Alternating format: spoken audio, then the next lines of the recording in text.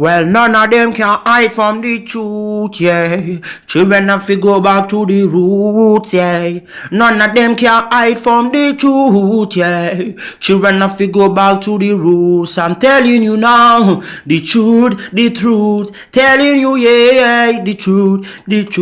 You have to go back to the roots. Go to the roots. Yeah, man, this is Benjamin out of the Smiling Coast, West Africa, Gambia, representing for the one and only Abu, the big man you don't know, the Soninke warrior, the man that brings the truth. Soninke warrior, the sign of enlightenment. The Soninke warrior, the righteous and the true African. Abu, reveal the truth to them, no matter how they try to run from it, because none of them can hide from the truth, yeah. Yes, we have to dig back the roots, yeah. Fire!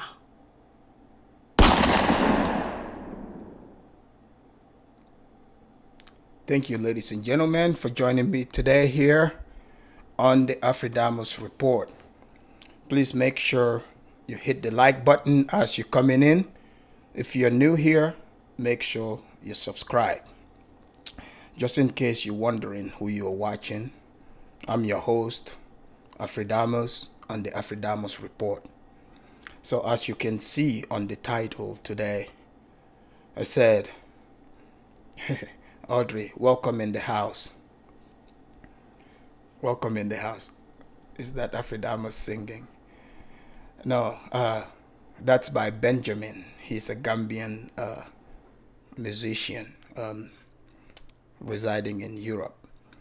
But today we're going to be talking about, the American political system. And we're going to also talk about moral values, because you see, there's a lot of things happening in the United States of America, but the story is usually one-sided. You see, the story is one-sided because what you see on mainstream media and what is really happening are two completely different things. If you notice, if you pay attention to what is going on today in the United States of America, they talk about, it's racism, sexism, or it's about homophobism or religion. But you see, when they talk about racism or black, trust me, they are not talking about black as you know it to be. They are talking about the black queen, the black woman. And in these videos that I'm going to show here, the faces that I'm going to show, if any of you live in the United States especially, and you haven't been living under the rock, you would know these people that I'm showing you. These are radicalized, feminized black women who hate God, hate the unborn children. They hate the nuclear family. They hate anything that resembles what God wants us to be. And I want people to understand, whether they like it or not, God is always in charge. All of us are raised with certain moral values. And these values are very important for us all to pay attention to them. You have to understand what type of moral value someone is raised with. Because if you're talking to an individual and their value system has to be based on one thing, either God or Satan, this is just a fact. It's a fact of life. It doesn't matter what you say to me, but the actions would prove it.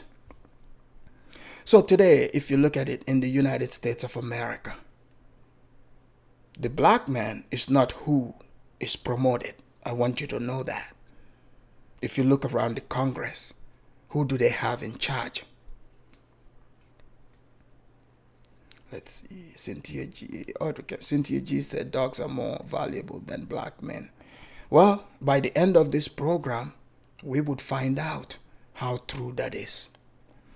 If you look at it in America, since the 60s, when they called it the Civil Rights Act, which was passed to give the black woman the power to kick out the black man, because the black woman get married to the government.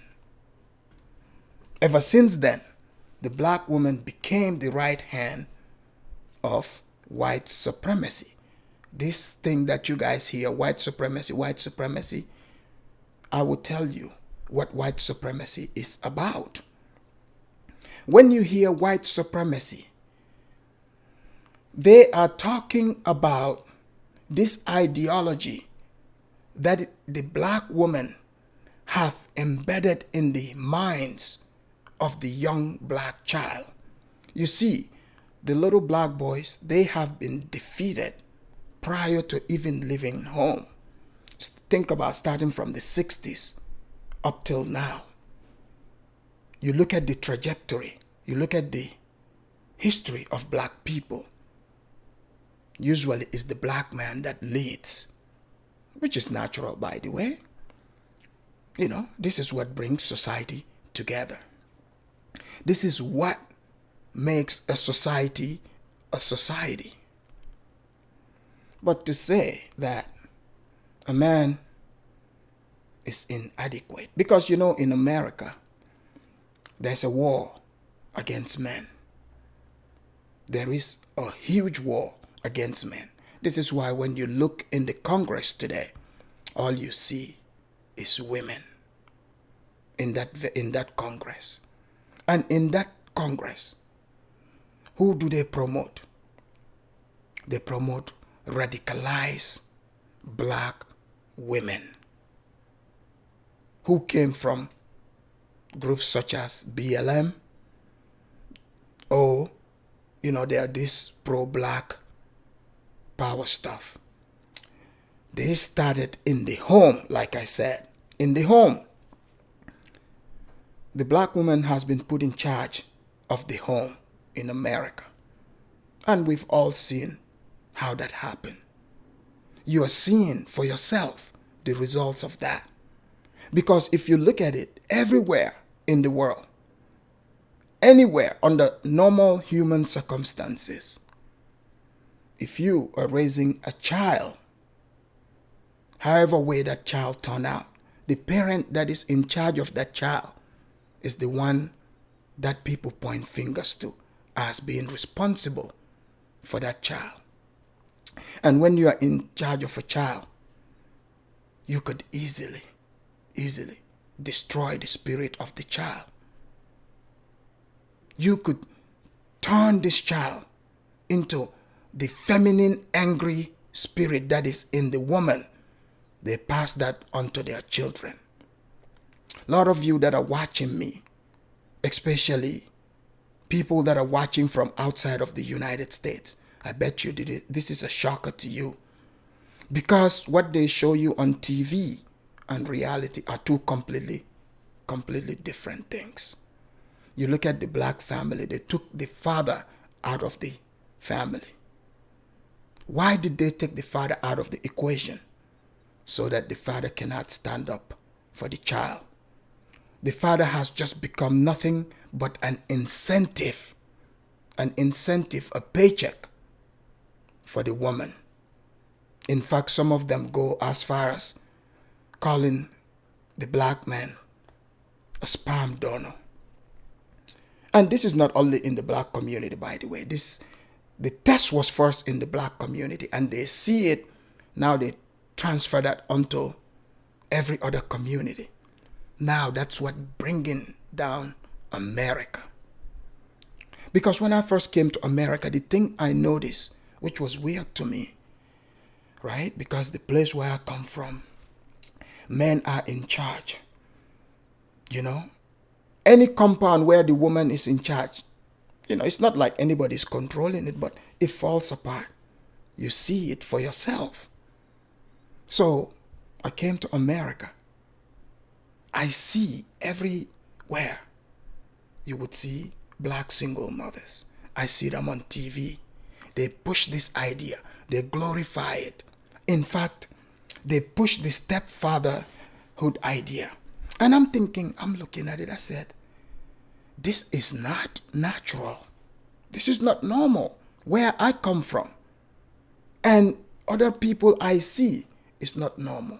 But I see that the women just go around, they get pregnant, dropping babies everywhere, and they don't even have any shame whatsoever. They would have children with 5 different men. You would see one woman who has children by different men. This is not normal. They mix in the family. Or after they make the baby, they go find a baby they go find a father for the child. You can never replace the natural father for the child, because it doesn't matter what circumstance this baby find themselves into. Know that they are always yearning for their real parent, their real father. But you would see women would remove men. The real father, he's only just a wallet, a paycheck. Because what she would do? She would go to white daddy. And white daddy would hold you accountable. You have to pay this woman. There are tons of men in America. Most of you are probably watching me. You're probably in this circumstance. You might be paying child support. You're not allowed to see the child. Or if you have to see the child, she has to put a time on it. But she would create a stepfather. And in America, on TV, they would promote the stepfather. They would say, oh, he's a hero.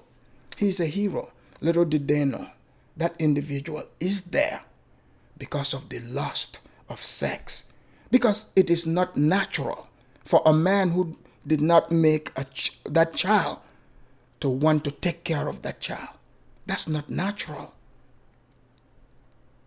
And the child is there yearning for their father. But the woman doesn't care about that. This is where the destruction began.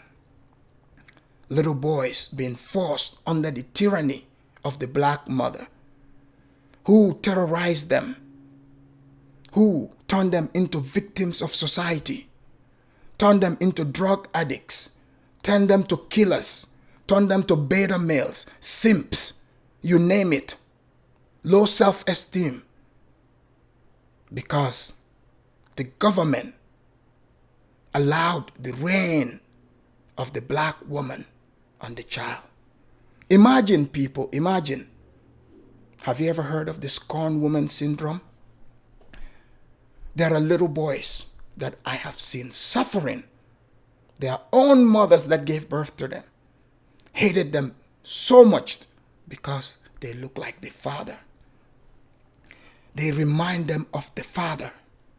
In fact, this is why they are always trying to replace the father. But now, these black boys, they grow up. They become adults. And in the United States, at 18, you're an adult, you can live on your own. And a lot of these black boys, they can fend for themselves. Once they make it, once they realize what's happening, they leave. They go on their own. They discover other parts of America. They discover BlK, the white woman. They discover Mei Ling, the Asian woman. They discover Xenia, the Hispanic woman. My whole point is, they find out there is a much bigger and a better world out there than their mama's house. So the ones that are ambitious, the ones that were not completely destroyed, turned themselves into beta males, those ones, they escaped. They would go live their lives. But now, it used to be, when the black man leaves The black man can live his life as a normal American citizen away from the scorned black woman. But now it doesn't matter what part of America you go to. When they see the black man with somebody else, they just mean mug them. They frown. They talk about, oh, you with the white woman, we even better.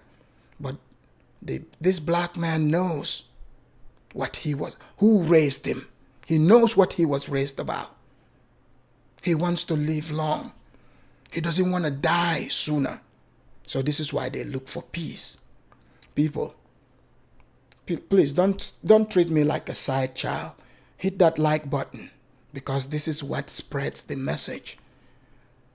The thumbs up or thumbs down, they both work. So just hit it, because that's what brings people in. So the black men thought they were completely out the doghouse. Some of them, they didn't realize that something big is about to happen. So the black woman decided that we are gonna go to school. And of course, white daddy made it easy. Now the black woman is needed to usher in evil, because there are white women who have an agenda of feminism. And when you hear feminism, this means the destruction of men in general, no color, men. So they exaggerate everything. They say, oh, we don't have rights. They guilt you. They try to use shame. But mind you, they have no shame. Look at the things they ask for. They shame these beta politicians, these liberal politicians, who themselves, by the way, have agendas all the time. And these agendas seem to be revolved around degeneracy. But who do they push forward to speak of this degeneracy that they want to bring in? I'm about to show you that here for yourself. Because you guys know the so-called president of the United States currently, Joe Biden, before the election, he went to a popular black platform where he threatened black people to take away their black card if they didn't vote for him. If you don't believe me, I have a tape of this. But currently, there's a woman who's a member of Congress named Cori Bush. This woman has been making names for herself. She's from the BLM persuasion, which was formed by, fat black radical lesbians. These are already confused about who they are, what their sexuality is. So this is any man that follows them, you are completely lost. You are a total beta male for doing that. But a lot of you don't understand it. Because if you notice, anytime a man follows a woman's instruction, 9 out of 10 times, you end up in hell. You end up in hell. You see it all the time. This is what is happening to America. America is being taken to hell on a fast rocket. And the Black Queen, the BlK Karen, is at the head of this mission. Before we get into the videos, you guys know how it goes here. The music has to come so that you see the pictures of what I'm showing. And if anyone is saying, oh, Afridamus, you're exaggerating, calling them BlK Karens. If you don't think they're BlK Karens, take a look at their appearance. Look at the hair. Look at the way they speak. Look at whose language they talk. They're not speaking for you. They're not speaking your language. So, here we go. Let's play some of these bootleg Karens for you.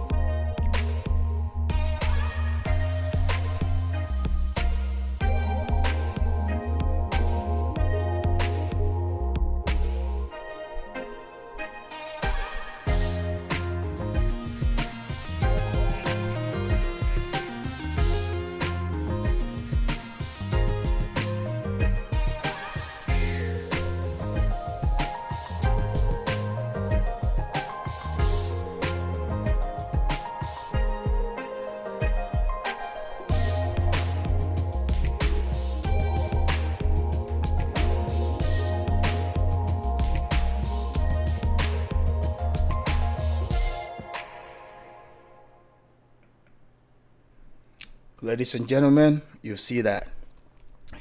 That's just the lineup of some of the few ones. I threw in an actual Karen, Nancy Pelosi, who's in charge of all the bootleg Karens. You see the group of those black women that I've shown who call themselves the squad. One is Somalian. She talk all that rubbish, but her husband is white, right?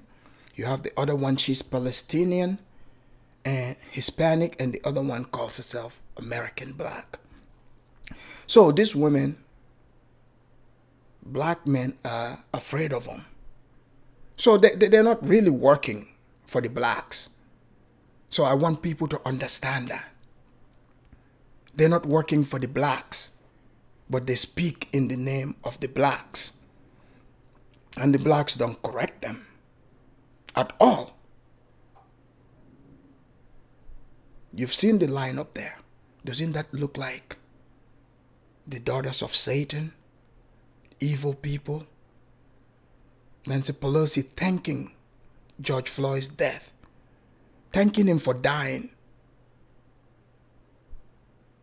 Can you believe that? She called it a sacrifice for them. Most of you didn't realize they use that. They use that to push their agenda, which has absolutely nothing to do with you or I or America, but it's to usher in evil.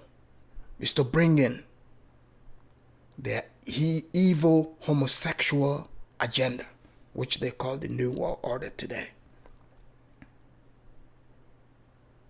So anything that you know to be of value no longer matters to these people. Talk about shame. Shame is out the door. Like you saw in that picture, a black athlete who went to the Tokyo Olympics. She came in third, having receiving bronze medal. So when they played the American national anthem, she turned her back on the national anthem. You came in third. So you look at in the Olympics alone, all the way over there in Tokyo. Mind you, there are tons of black men who are in the Tokyo Olympics. In fact, they are doing well. Name one scandal, one issue you've heard about these black athletes, the males. Zero. And they are doing way better. But you look at the black woman section. You start from the hair to the behavior. They just showed another one who was twerking. These are the type of things you actually see, when you're around. Like, I used to wonder, I'm like, what is going on? You would just see, like, a bunch of blacks would be around each other, especially the female. All of a sudden, they'll be like, hey, they will start doing the twerking. It's very embarrassing and shameful. But to them, it's no shame. If you dare speak about that, then you are a hater. But I don't know if they realize that us, the people, we can see this. But the liberal Democrats look at this and say, this is the group we want to recruit. We know they are loud and obnoxious. They can shame white people into, allowing us to take over America and do our evil deed.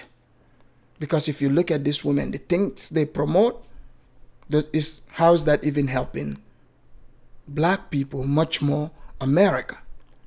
But before I go into it, I will show you, Joe Biden's message to black people before the election.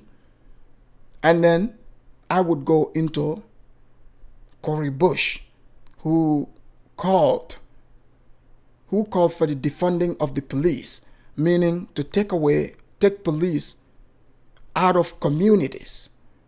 So if anyone that thinks this makes sense, you have to be drunk, crazy, or on some type of drugs, because you cannot be a normal person to think that that's in your interest. But you will see her calling for defunding the police. If she would do that for herself, this is how you know there's no shame. But let's hear the threat that Biden sent to black people before the election that got them shaking in their boots because they've fallen away from God. So therefore they have to attach themselves to external values. Another human being have to tell them what their values are. And I can assure you, they didn't dare deviate from what Joe Biden asked them to do. Watch this. Listen, you got to come see us when you come to New York, VP Biden. I will. It's a long way until November. We got more questions. You got more questions, but I tell you, if you have a problem figuring out whether you're for me or Trump, then you ain't black. It don't have nothing to do with Trump. It has to do with the fact I want something for my... Did you guys hear that? He said, if you, literally, to even dare ask him what he's going to do for the black, quote unquote, they say black community, but there's no such thing as that. These liberals know that. No such thing as, quote unquote, black community. Where is this community at? But there is black Americans. People are individuals in this country. People live their lives the way they want to. There is no such group as, the black community group that will come and pay your bills if you are in the rut. No such thing. But it is empty suit people. People who don't know their left from their right, who attach themselves to a group. If you attach yourself to a group, know that you are going astray, because whatever happens to the group will happen to you. You are born as an individual, and most likely you're going to die as an individual. Unless those of you that had a twin, but you were born alone for a reason. It's for you to come to this earth and manifest what you are here to do. But if you attach yourself to a group, just because we all have black skin, that doesn't make any type of sense. So this is what Joe Biden is using against the blacks, because he knows that the blacks, they believe in the existence of God, but they no longer believe in God. This is why you can say these things to them and they'll believe it, because they think it's external. They think it's about money, wealth. No, that's not what it's about. because all that eventually disintegrates into oblivion. Believe it or not, this is why you see people have so much money, or they say they have wealth. They are still not happy. Whatever you put value in, other than God, God will take away. This is why you see people have anxiety, pain. You can no longer see even a real man on American mainstream television. You cannot see that. This is why you see men speak the truth and walk it back. You see men apologizing. These are quote unquote men. You can look like a man, but these are still little boys. This is why they make them apologize for even being correct. But in this video here, this black man you're seeing, he calls himself Charlemagne the God. He's very well known here in America, in the black sector especially. He works for a radio station called The Breakfast Club over there in New York. But he just recently got a gig with Comedy Central. And, he's trying to change his name because the Charlemagne the God name, has cut some flack. Because apparently he's accused of some hanky-panky stuff with a teenager, in his early life. But this Charlemagne the God have been displaying a lot of immoral values in front of black people. And just to make it look normal, when you're doing things in front of people constantly, it becomes normal at some point. Did you know this man literally went and made an imprint of his own buttocks, brought it. Imagine this. He brought it to work. This is a national syndicated radio program, which is shown on the screen as well. He brought him, when he brings his guest in, he picks up that buttocks imprint, many of you would call it ass, and he would take it and toss it at another man. Imagine you as a man who has high moral standards, moral values. You show up in a show, another man taking buttocks, booty, or ass, whatever you call it, tossing it in your direction, tossing it on you. Ask yourself, why is this man doing this to other men on screen, especially black men? This man has even brought Malik Yoba and his gang to try to promote transgenderism. And if you're wondering what transgenderism is when a man decides that they are a woman and they dress up as such.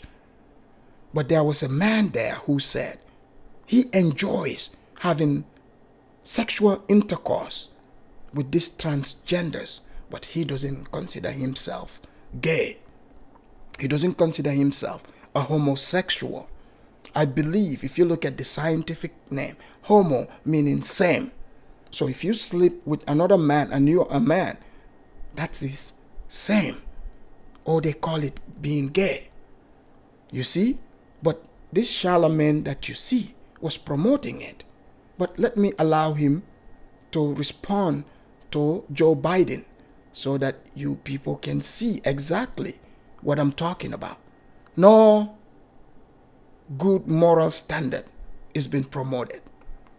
The only people they seem to be promoting for the blacks is the people that are willing to show the most degenerate behaviors on television. Look at Little Nas X.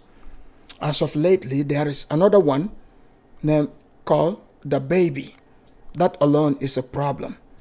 You say you're a grown man, but you're still calling yourself a baby. That's the subconscious there. But the baby came and spoke some truth about the transgender and the homosexuals. But they made him walk it back to apologize. And you know, you cannot apologize to evil. Because when you apologize to evil, it just makes them feel so powerful and strong. Despite this man apologizing, this boy or the baby, despite him apologizing, you think they would forgive him. Evil doesn't know forgiveness. This is why I keep telling you, it is a spiritual battle. It's good over evil. Because their job, they see themselves as your God. They want to punish you. So the moment the baby apologized, he met his demise, his destruction. They started saying, oh, the labels are dropping the baby. This is why. You cannot be a real man and speak the truth if you don't do your own thing.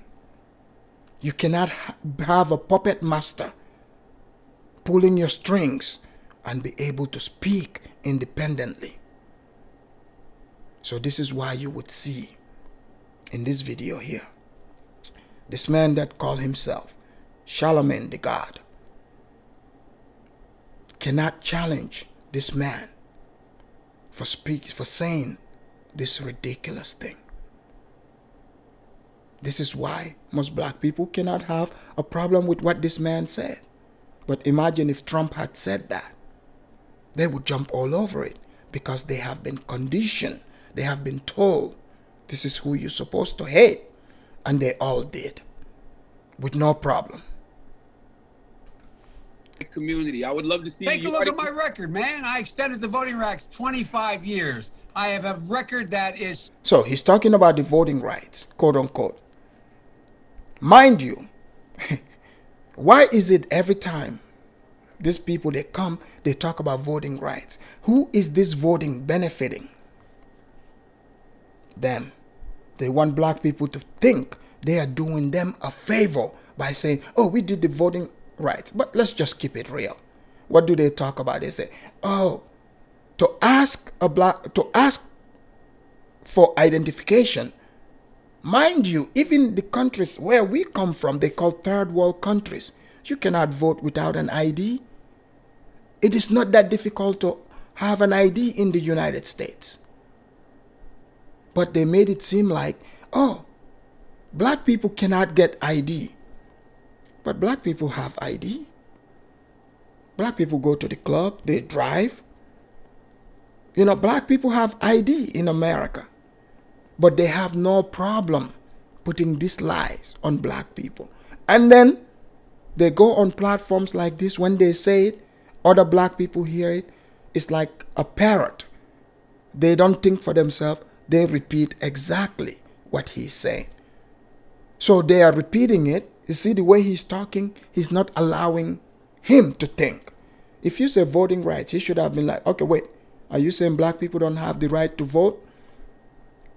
Or they would say, oh, a lot of them are felons. Even white felons cannot vote in America. But you see, black people don't realize every single time you're pushing to be treated specially, that is used as an advantage to make it seem like they're doing you a favor. But no, they are using you to further their agenda. Because why wouldn't they want people to show ID, to show that this is me? I know why. Because they want to cheat. It's plain and simple. They want to cheat. This is why you look at like Goldman Sachs, for example. Who did they give 10 billion to?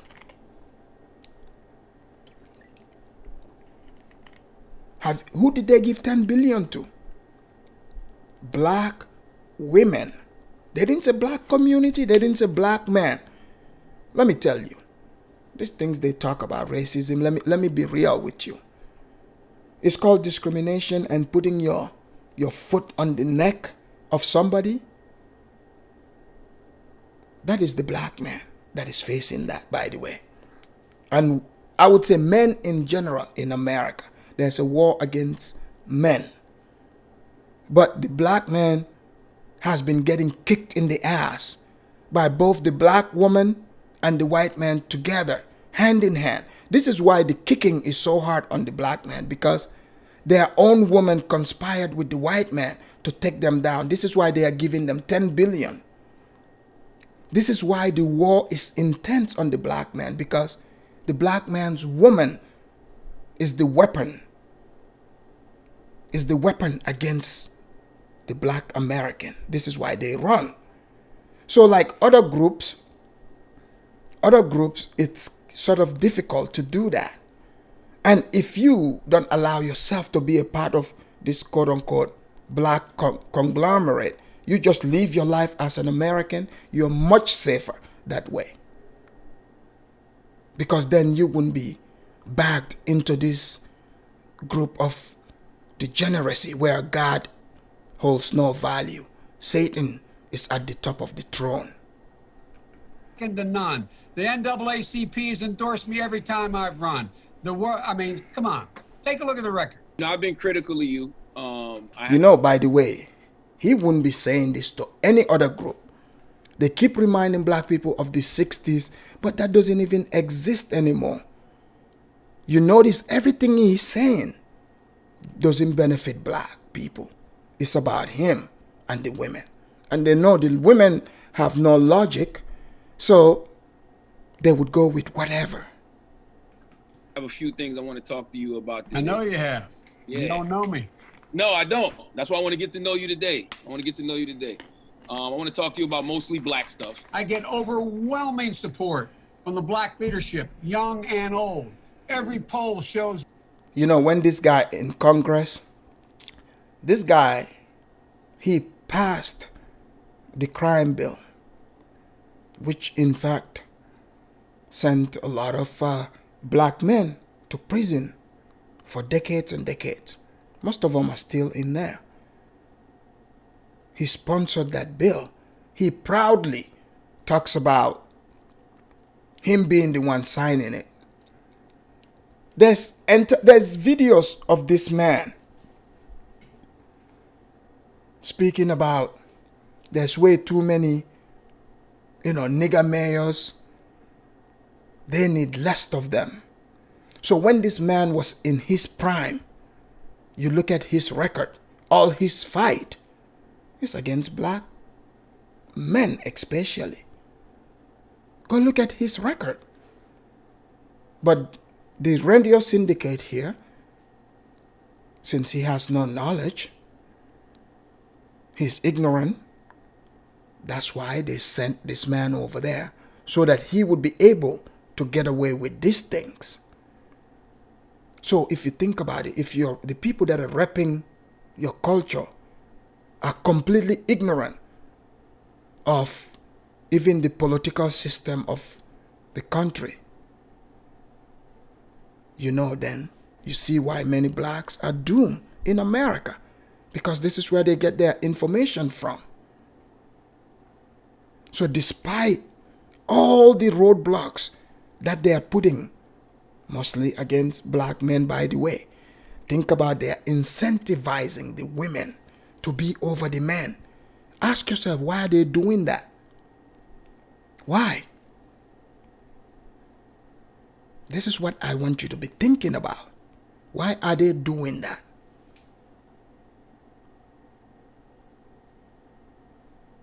The only ones they promote is people like him. Here, every now and again, he would speak some things that people would say, oh, it's pro-black stuff.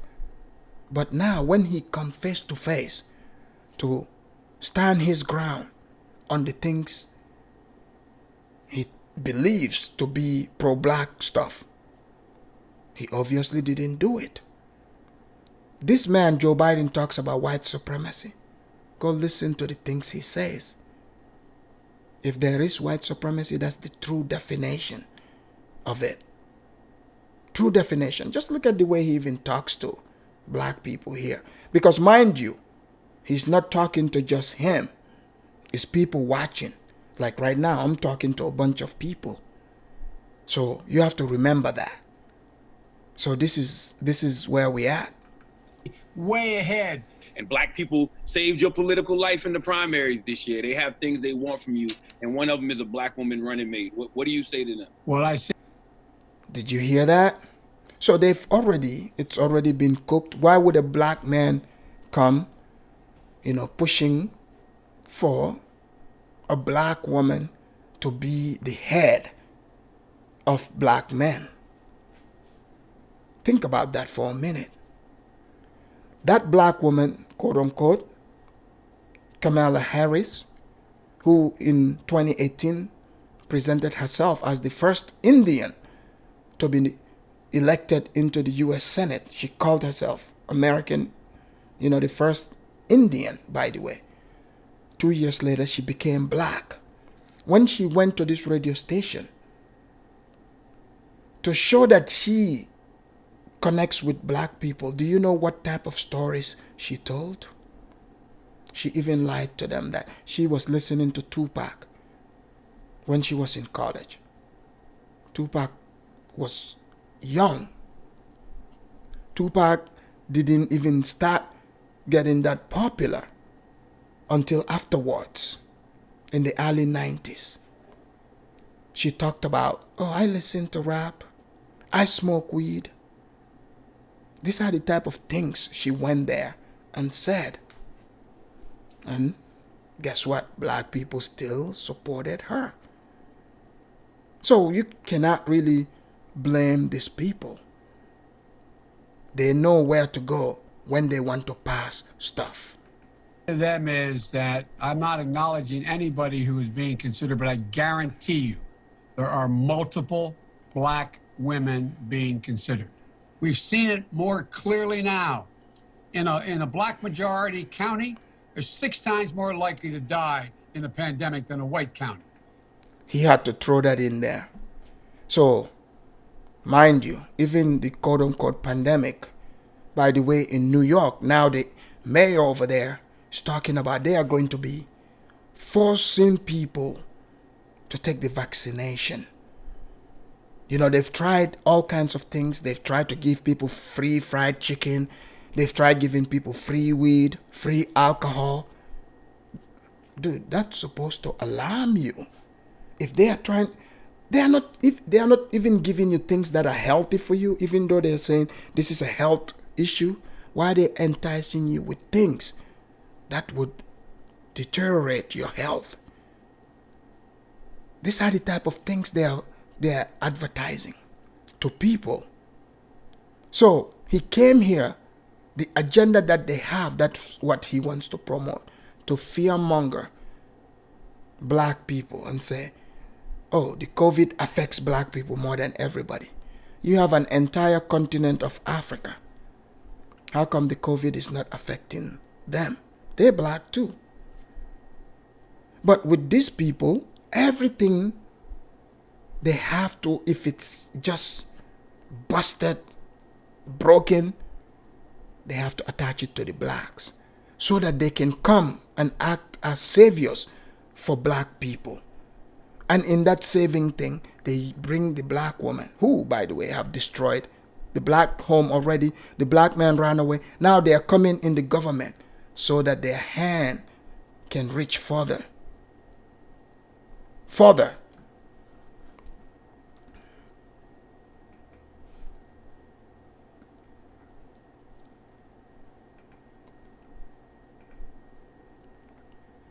DMF, can you hear me? Can you hear me? Unmute yourself. We have a guest coming in. So, can you hear me, DMF? Hello? Unmute yourself. I've done that. Can you hear me? Yes. All right. So just hang on tight there. Let me finish these videos, okay? No problem. They're disproportionately uninsured in the African American community, disproportionately make up the essential jobs that they can't do at home. They're risking their lives every day. Enough's enough. What's something that you always carry with you? Hot sauce. Really? Yeah. Yeah. Really? Have you guys noticed? So this is Hillary Clinton also in 2016. So you see, when they go around blacks, they come up with clownish things. You see these three people again in 2016? These are the people that are used to show that, you know, blacks are into buffoonery, and they promote it. This white woman here is saying, "Oh, I'm walking around with hot sauce in my purse." So apparently this is what black women do. So she's connecting with them. Getting information right now? Hot sauce. Hot sauce in my bag, swag? Hot sauce. Really? Yes. Now listen, I yes. just want you to know, people are going to see this and say, okay, she's pandering to black people again. Okay. Is it working? Did you guys hear that? She's asking if it's working. But now I'm going to play this other video here of Cori Bush. Hear the shameless action of this woman. This woman is asking for the police to be defunded. But when she is asked about her own self to, you know, because she ramped up her own security, listen to how she responds here. If this woman is somebody you would want to be your representative, watch this woman's face, how angry she is. She is definitely representing the typical black woman for you. When they said the angry black woman, this is real. Watch this video. Watch her demeanor. Congressman, before we let you go, let me ask you about something else aside from the moratorium. You faced some criticism in recent weeks over your push to defund the police. Campaign records show that you spent roughly $70,000 on private security, and some critics say that move is hypocritical. What's your response to those critics? They would rather I die? You would rather me die? Is that what? You guys see that? She is totally fuming and hot. She said, "Oh, you would rather me die? Oh, so you think you are a god, a goddess, you know, so you want to defund the police in your community, quote unquote community, but then go spend $70,000 in securing yourself." So her response is, "You would rather me die? So you would rather other innocent citizens die?" So just like your typical black woman in America, everything has to be about them. 100%. This woman is supposedly representing thousands and thousands of people in her state. But she is making it about herself. Let's hear more of this goddess. You want to see? You want to see me die? You know, because that could be the alternative. So either I spent $70,000 on private security over the last few months, and I'm here standing now and able to speak, able to help save 11 million people from being evicted, or I could possibly... So these people look at everything they are fighting is to further demoralize people, victimhood.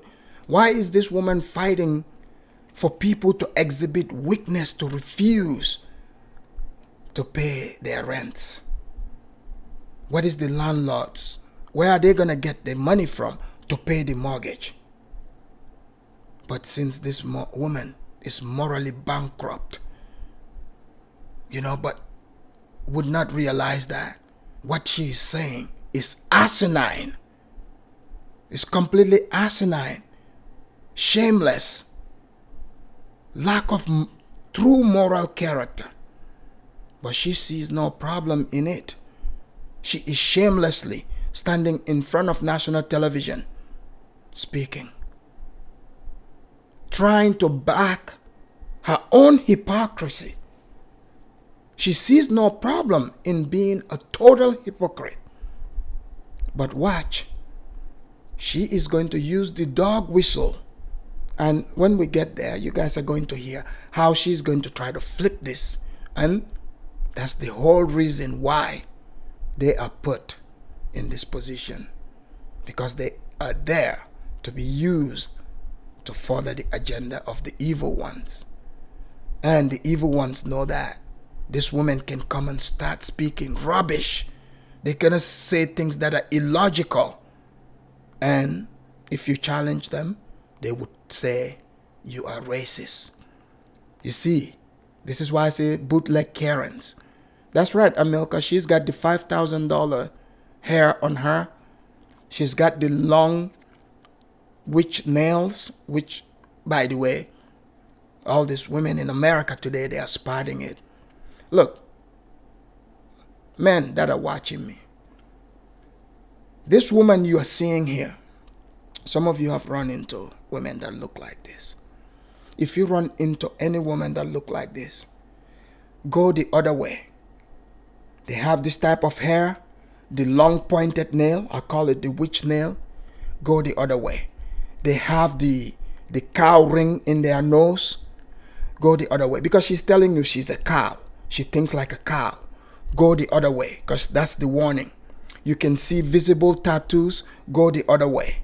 You see her with, purple hair. She cut her hair and stuff. Go the other way. I have given you the warning. Don't say, Afridamus, you haven't given me the warning. Because you don't even want to know what's going to happen. But I think you have an idea. Just watch this woman. I think you will have an idea of what you will face. Watch this. Have a death attempt on my life. And we're also talking about the same exact people who say horrible things about me, who lie to get to build up their base. And then because they lie about me, I receive death threats. Ladies and gentlemen, watch this, right? U.S. congressmen, senators, don't you think these people get death threats all the time? In fact, there's a couple of them that even got shot. Literally got shot. But this woman is over here.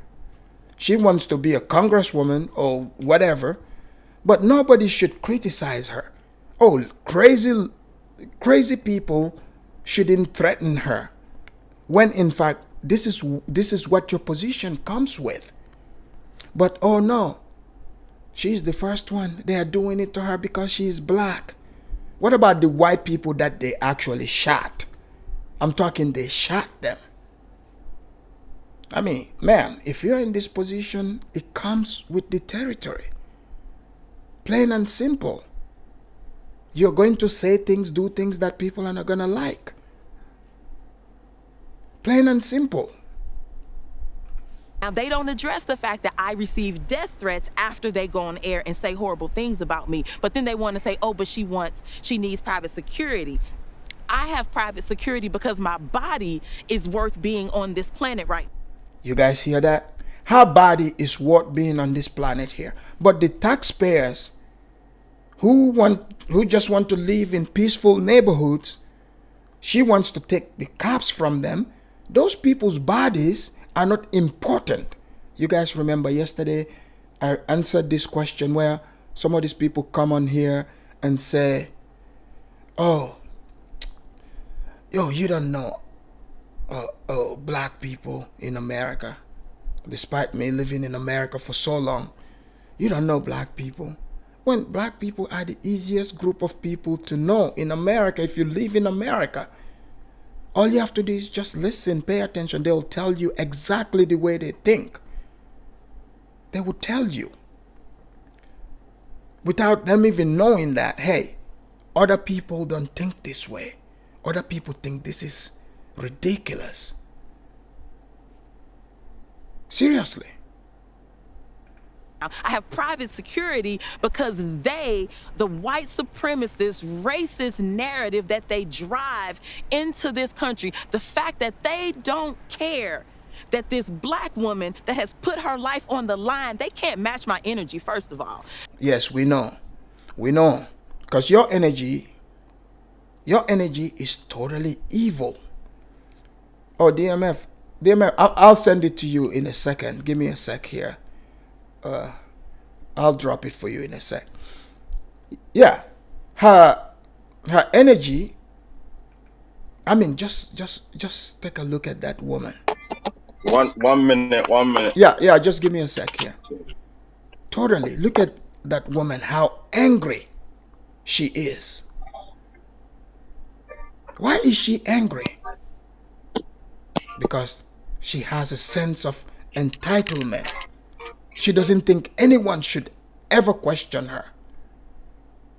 Do you guys, like, I've seen senators, they challenge senators here that, freedom of speech in America, that's what the thing is. People don't come to America, by the way, because of racial stuff. No one cares about that. People are attracted to America because of the great constitution America has, the freedom of speech and all that. Oh, but let's hear more. This black Can you hear me? puts her life on the line. They don't care that I could be taken out of here. They actually probably are okay with that. But this is the thing. I won't let them get that off. You can't get that off. I'm going to make sure I have security because I know I have had attempts on my life and I have too much work to do. There are too many people that need help right now for me to allow that. So if I end up spending $200,000, if I spend $10 more on it, you know what? I get to be here to do the work. So suck it up, and defunding the police has to happen. We need to defund the police and put that money into social safety nets because we're trying to save lives. What other? So did you guys get this? This woman just proved how illogical she is.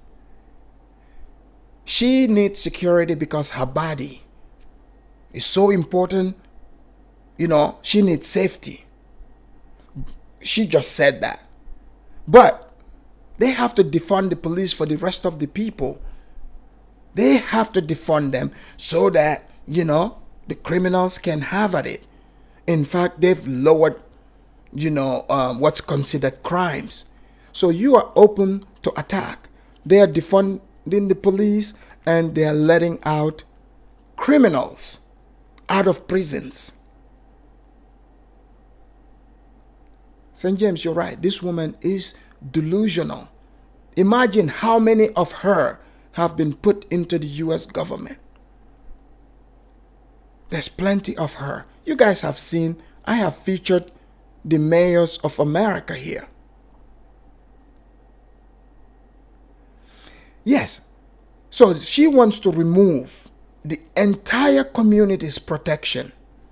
But only her, like she's the most important person, she's the only person that needs the protection.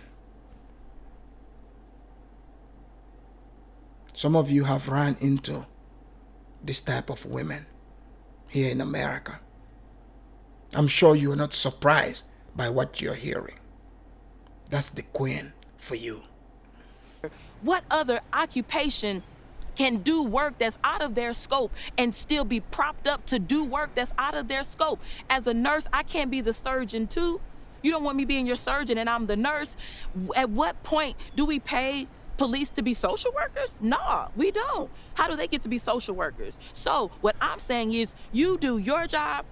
Let the people who have gone to school with a particular skill set do theirs. Neither defunding the police and being able to have security because those same folks are causing it.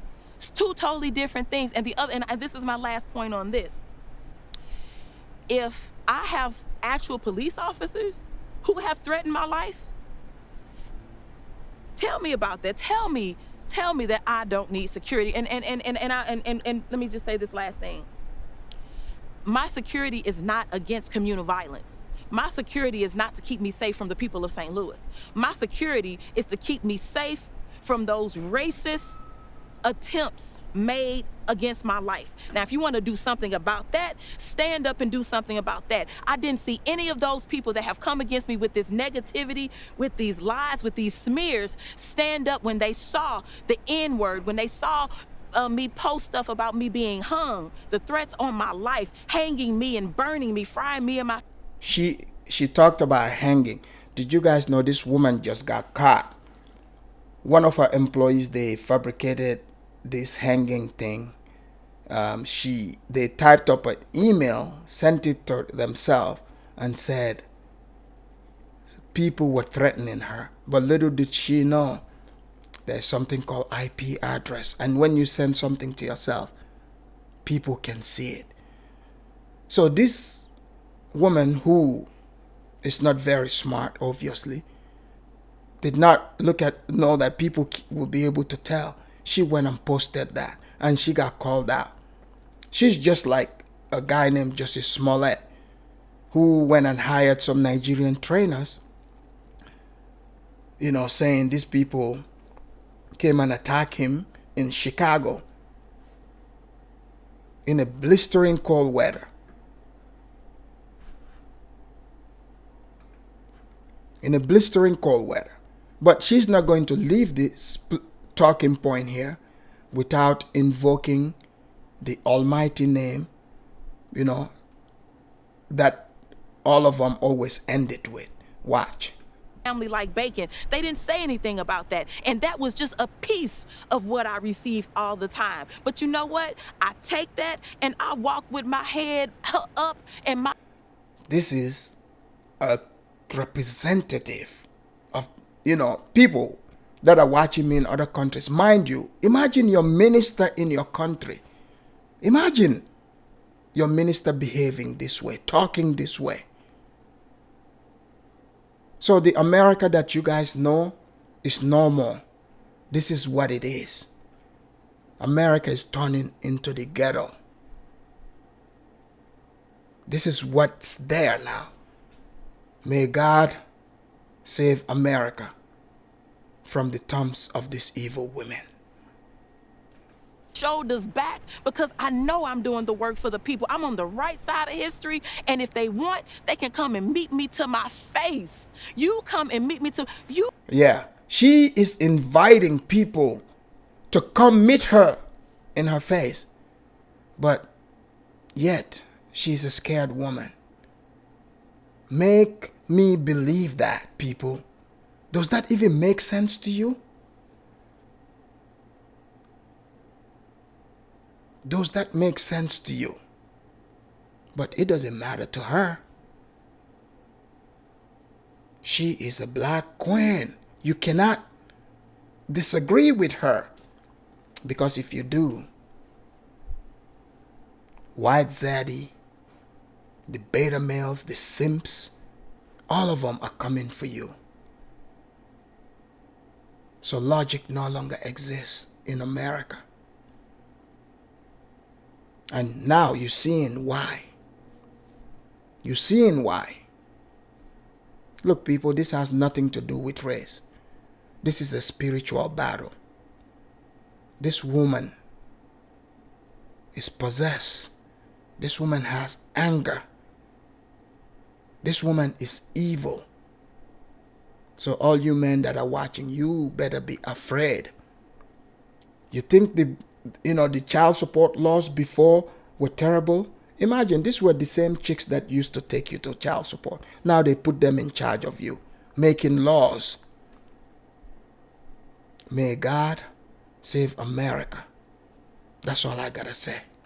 Come and stand on these steps and fight for the people this way. You show up and fight for the people the way that I have. You put your body on the line the way that I put my body on the line. And until you can do that, I suggest you take several seats. Congresswoman, have you had police officers threaten you? Absolutely. You guys know that laugh is a lie, right? If she was threatened, she would have answered it straight away. Everything that you know to be degenerate, she's exhibited it. Lies, lies, lies. I mean, I've been in this fight for 7 years. I'm a Ferguson activist. That happened to us. Meaning Black Lives Matter activists. Yes, they are bringing activists into the U.S. Congress. But she's a fighter. She thinks yelling and gyrating, that's what fighting is. Now you guys see why even hip-hop is turning to gay. The men are afraid of being gay men because there's an attack on the man. That has happened to us. It's not just me. Ferguson Frontline, that has happened to us multiple. I mean, it's more times than we can count. But even now, as a member of Congress, you've had police officers threaten your life. I mean, and they're still people. And you know, people, are you watching this? You guys totally can see. She just went on this rant. Blah, blah, blah. I mean, some of you that watch, right? You've seen even here on YouTube, a woman named Tangent. Doesn't she remind you of Tangent? Who just goes on this rant. You just let them rant and then ask them simple questions. They fall apart every single time. Look at how her lie is collapsing. These people are just calm. They're like, all right, we're just going to ask a few questions. But she's going to say they're racist. She has absolutely no shame. No shame whatsoever. A total hypocrite. the thing is, they can threaten my life and I'm still working for them. I'm still going to work for them. I'm still going to make sure their families are taken care of because I'm no respecter of persons. If you have a need, I'm going to take care of you because that's my job. I love the people. Yeah, like you wanting to defund the police, taking the police from the community. Yeah, that's showing that you're working for them. 100%. I don't care what your occupation is. I don't care if you like me at all. I'm still going to do the work to make sure that your family has clean water, clean air, health care, a place to live, and all of that, because that is who we have to be. Just love humanity. But presumably, Congresswoman, I would hope that those, as you allege, those police officers would be removed, or at least you would let your security detail and the mechanisms in place in Congress to ensure that those officers are not still patrolling the streets. Well, you know, work is being done. You know, there's nothing that comes in that is not being handled. So we're fine. We're fine. We'll keep moving. Do you guys hear this? This woman literally stood here and gave us an entire spiel how she's threatened by police. But when she's asked, it's not a big deal. She's now fine. This is what they're expecting. This is just a representation of what is in America today. They brought this woman into this position for a reason. Because of she lacks shame, moral character. She has no problem innocent people getting killed. She has no problem coming in front of the world to defend her own illogical immorality. You cannot call yourself a leader representing the people, talking about you saving your body while leaving those people, open to danger. I hope people would wake up and see what is happening. But you get what you deserve. Because when you put evil over you, all you get back is evil. They know, they've seen the job that these black women have done with their own children. But now they want to put them in charge of America. Don't you think somebody truly wants America to go down? That's the whole goal. This cannot be real. Do you think they truly want to see America stay stronger and continue to be stronger? This is literally Jerry Springer. You guys know it. You totally know this. This woman lacks logic. She's way too emotional. She's angry. And you know, you cannot trust an angry person. She just exhibited that to you here. You guys have seen how many lies she's told here.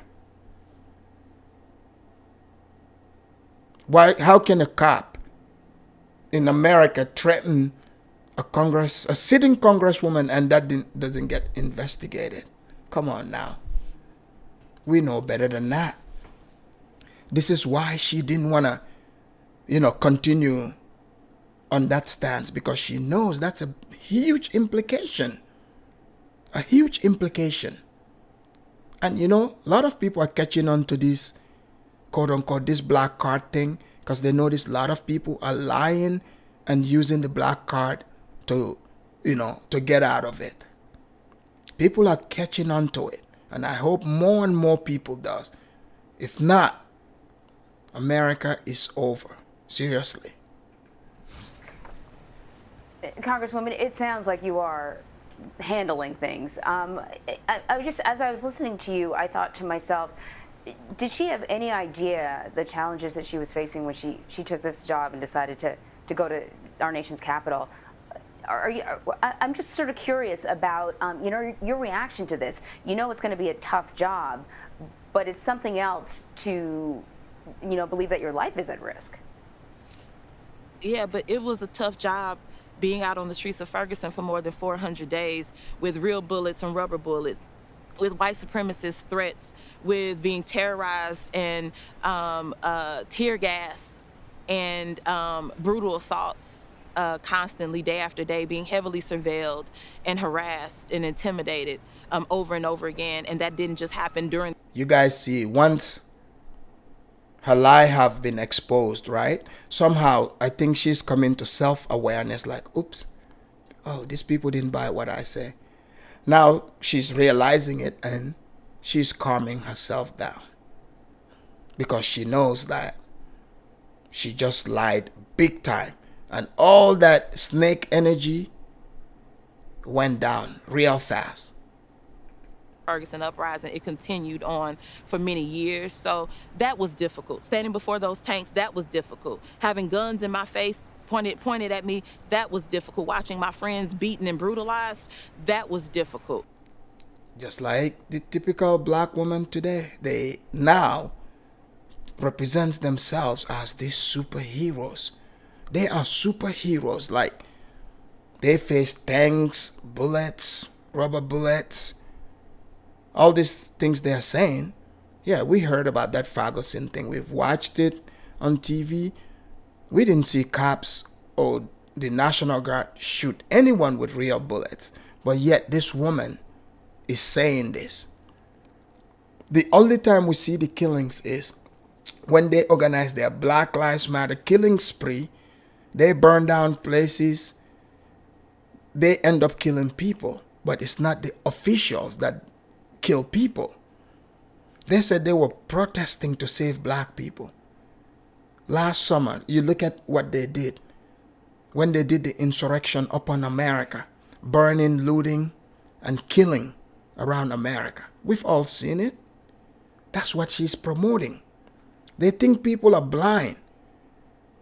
I mean, unless you completely lack moral values, you have total hatred in your heart, that's the only way you would be blind by the truth.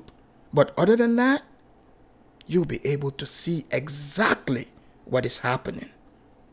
And this right here, this is evil. You are seeing evil.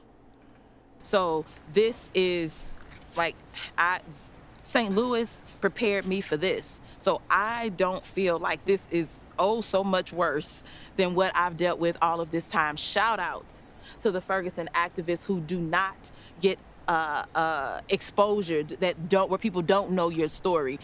I'm shouting you out right now, all of my St. Louis activists.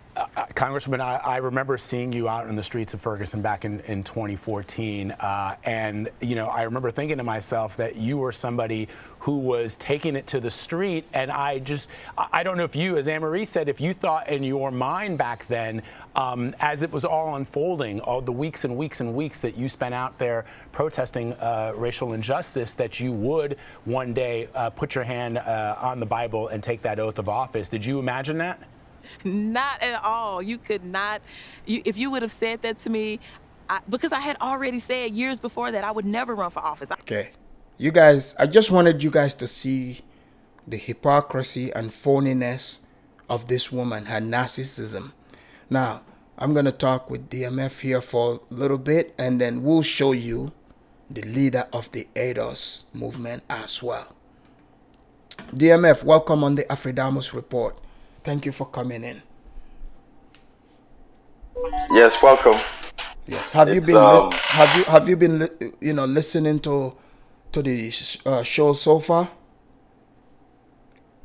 Yeah, I went shopping, so yeah, I came back and I've been trying to listen to what you've been saying. Right.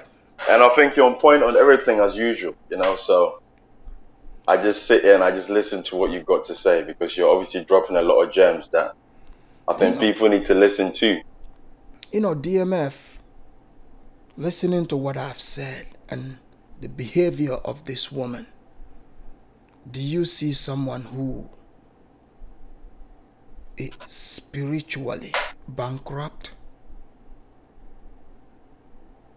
I think, people have personal issues, right? And these personal issues, and this is not just with her, this is for a lot of people at the moment, because, there's the corona hit, and then it stopped a lot of people in terms of financially. People are straining, you see what I'm saying? So you have a lot of people that have got psychological issues. It's something deep within. And I like the way you emphasized it when you said that it's a spiritual kind of warfare. And this is how some people are lashing out. They don't even know what they're doing themselves, that they're just lashing out and just creating, they're actually making themselves look, like as if they're possessed, exactly how you put it. No, and that's what's happening a lot, even. See, DMF, the problem is it's not corona. It's not financial issues. Because this is even prior to corona. That's not the issue here. Of course, yeah. Now I totally understand where you're coming from, but in regards to, not making excuses for this behavior, is that I've noticed that since the corona, even before then there was issues, but since the corona, obviously people are going to use that as an excuse. So when I'm referring to that, I'm not saying that the corona is the issue. I'm just trying to emphasize and sympathize on the fact that because the corona, that's also part of the issue. Like, for example, yesterday I was listening to a radio station, and there was a lady that came on, and she's obviously an ethnic lady, she was ranting on, and then they had another guest come on, and the person spoke in great length to explain obviously the reasons why people behave in this way. You see what I'm saying? Because there's a lot of people that have, because a lot of these people derive from single parent housing, so you've got a deep psychological issue when it comes to certain individuals. Like for example, for myself, my mother was a single parent. You see where I'm coming from? So as much as I may want to emphasize on certain things and talk about how certain things don't bother me, I know psychologically there's certain damages to me as a person. So I'm just trying to bring it down to that essence of that humanness and us. So I can honestly say sorry. But you see, go ahead, go on. You said some things that stood out to me. You used the word sympathy. Yes. Yes. And my thing is, that's where the problem is, because that's what they tap into. You see, sympathy, that's the nature. That's the nature of Satan. Because us humans, right? We don't have the power to know what to sympathize for or what not to sympathize, because God is in charge of that. Because the spirit that is in this woman, only God can remove it from her. She has to accept that. She has to accept what her issues are. None of us can. So there's nothing there to sympathize with, because then we would be playing God. We would be, putting ourselves in her role. This woman is the daughter of Satan, and she is totally exhibiting that. There's a reason why she's put in that role. Did you see how angry she is? She is so angry. Course, yeah. She's angry to a point. Of course. Right? Yeah. You could see it in her face. She could not even mask it. And she came and she displayed the nature of the Jezebel, which is the evil spirit that exists in most women. Right. Yeah. She used money. So would you, can I ask you a question? Go for it. You know, in this so-called modern times that we live in, right? Mm-hmm. I believe if we're gonna, and this is not to offend anyone, especially the women listening. Mm-hmm. If we're gonna touch on the word Jezebel, I think, with the current state of how women present themselves, I think Jezebel will be the right, I should say, a word to use to describe most of the women in this day and age we're living in. Because, when you look in the Bible and you actually, there's a breakdown of what a Jezebel is supposed to look like, which is like a tart, a whore, a stripper type of thing, lots of makeup. You know what I mean? Nothing is real. Everything is fake. You see what I'm saying? So, for me, I've got strong views when it comes to these things. You see what I mean? Because I don't believe that in this current time. Sorry, go on. See. Sorry, go ahead. Never apologize for speaking the truth. The Jezebel character, you didn't create it. I didn't create it. This is a spirit that exists within the woman. You and I and everyone that is watching today and paying attention to society, and you truly embody the spirit of the higher power, you would see that something isn't right. Something is not right here. Everything they've described, you see it. This woman have exhibited all of that in front of us. She's exhibited anger, one of the natures of Satan. She's exhibited deception. She tried to deceive the people she's talking to. She has lots of makeup on. She has fake hair on her head. She has long nails, just like it's described. Just like it's described.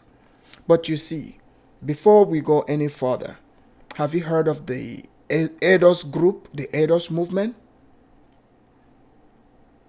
I wouldn't say I have, but if you could just maybe there's a group that call themselves ADOS. They said they are American descendants of slavery. So you see, when somebody called themselves that, you would assume that means they are proud of that, right?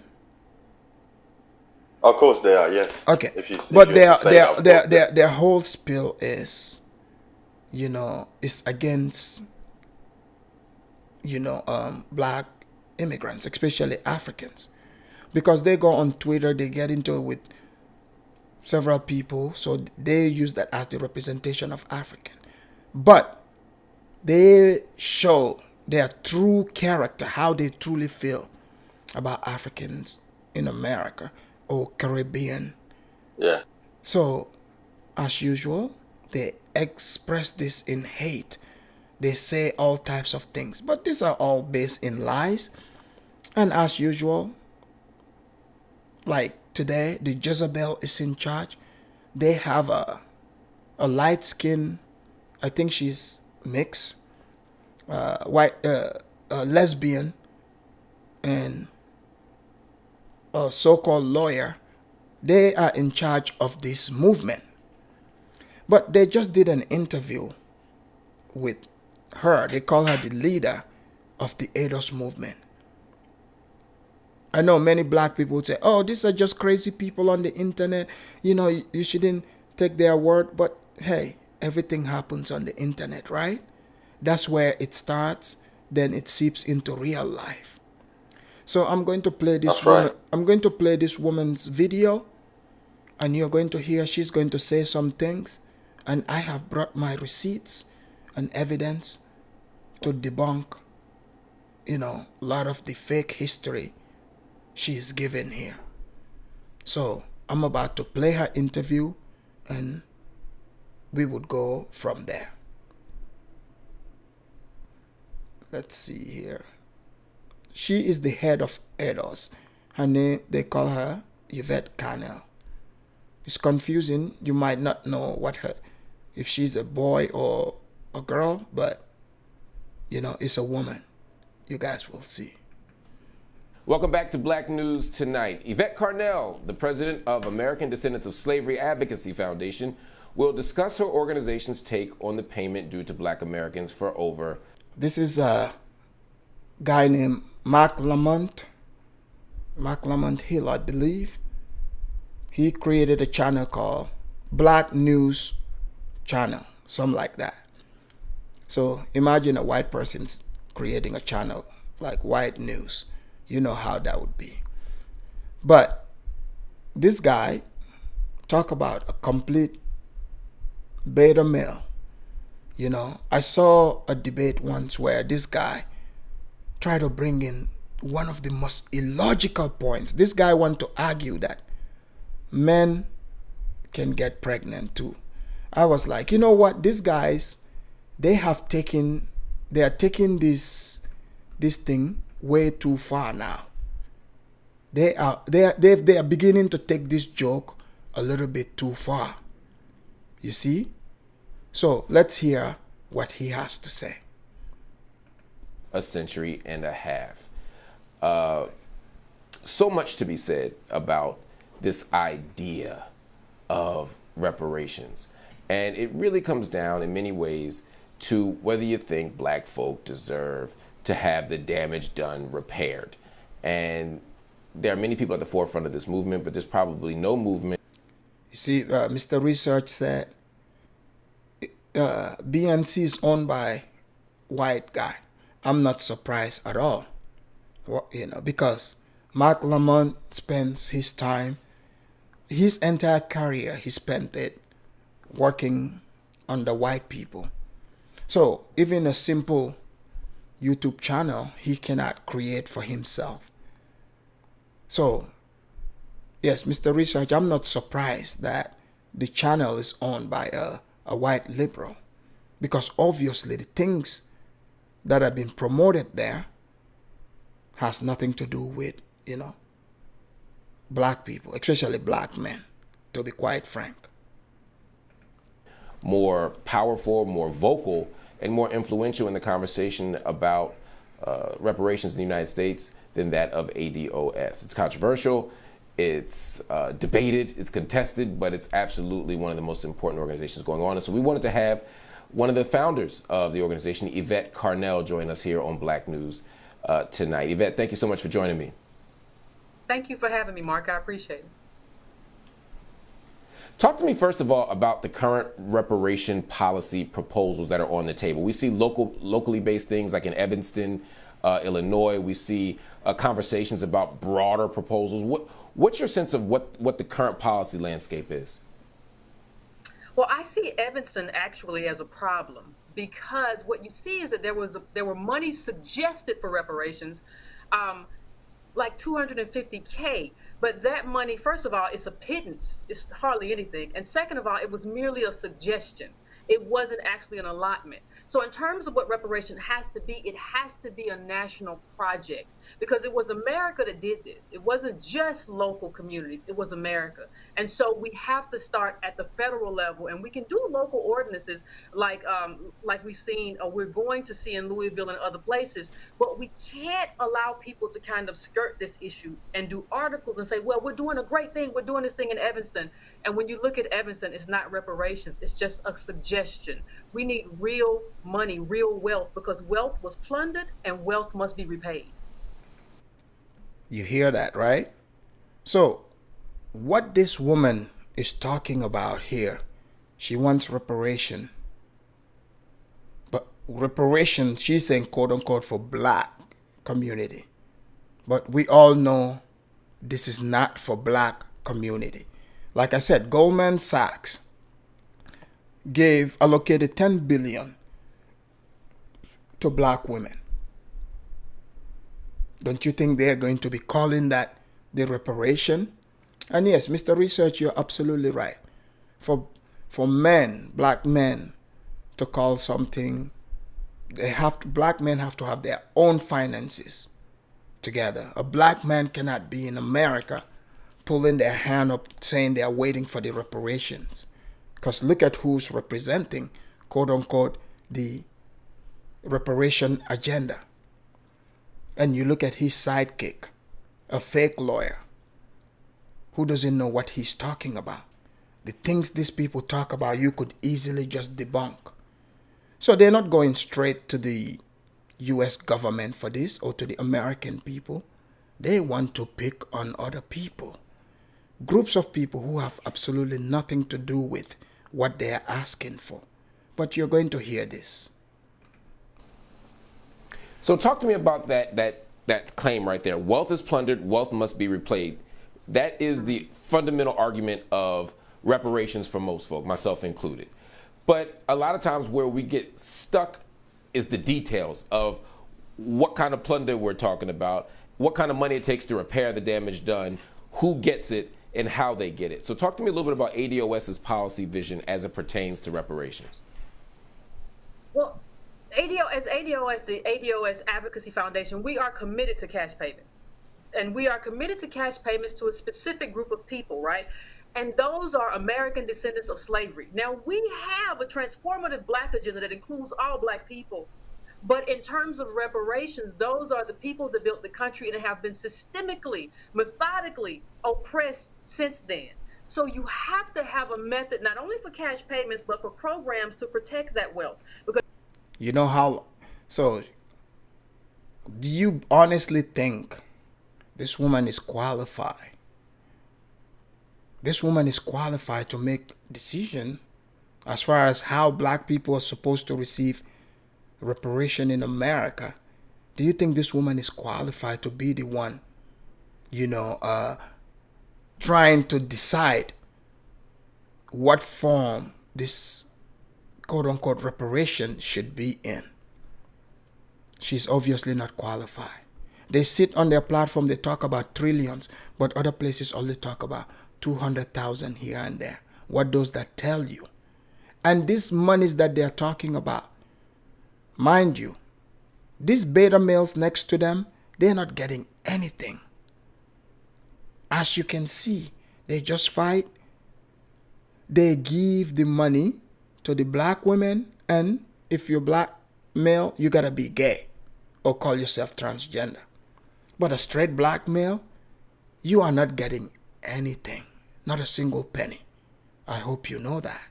And I know, most black men who are smart, they know this. So this agenda here, just know, this is not representing black men. But some want to believe that, and that's up to them. you can give wealth to a group of people, and then that money is plundered by white supremacy and super capitalists who would like nothing more than to take it away from us. So we have to have certain protections, but we absolutely have to have cash payments.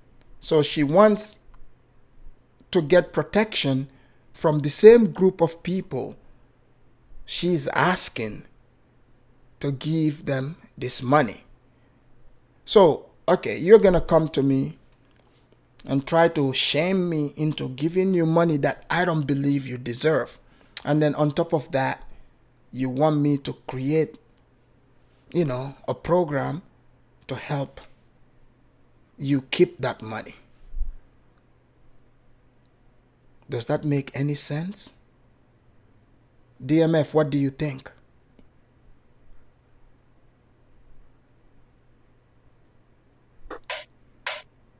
Yeah, can you repeat that again, please? So she's saying that they want reparation. Yeah.